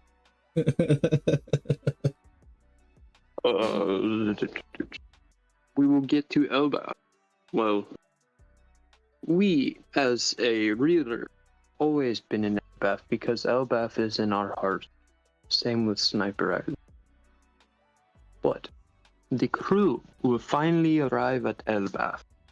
They will join up with the kid pirates, albeit kids at the bottom of the ocean. Meanwhile, Luffy is above the very symbolic. And Vivi rejoins the Straw Hats. That I believe is accessible through just Morgan's being able to pick up anyone off Egghead that he needs to. Read Lucas's chat, Dill. I'm gonna have to back up. He said, "Say the lovely Goa Kingdom." The lovely Goa Kingdom. Bro, the inside joke. Everybody, join the Discord and hit up the soundboard if you wanna vibe on that one. But go ahead, keep cooking, bro. I'm loving this. So the Grand Fleet will show up. They do not have to do anything, but I do think that they will show up.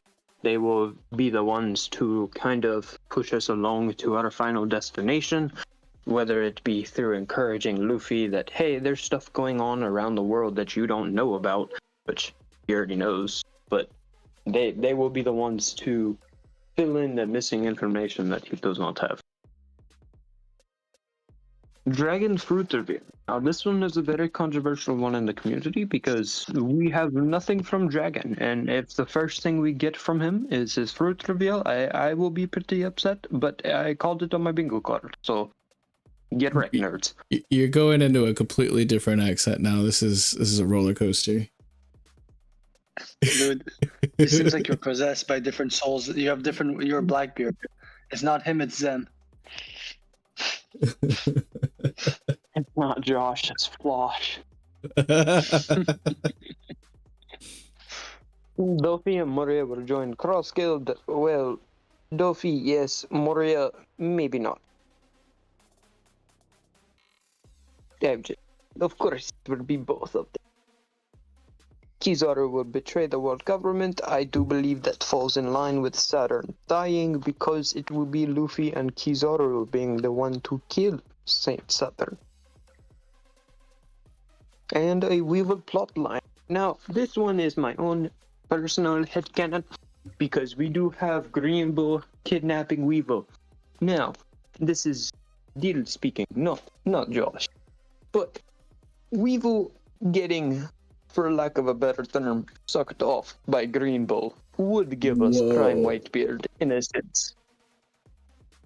That is insane. That is the Weevil plotline I foresee happening in 2024. This man really just said that. Interesting flash, very interesting flash. I liked it a lot, Flash. By the way, your new name is Flash, by the way. He said, by the way, just casually. But yeah, with that, guys, that is going to be all of the bingo cards that were submitted pre-stream.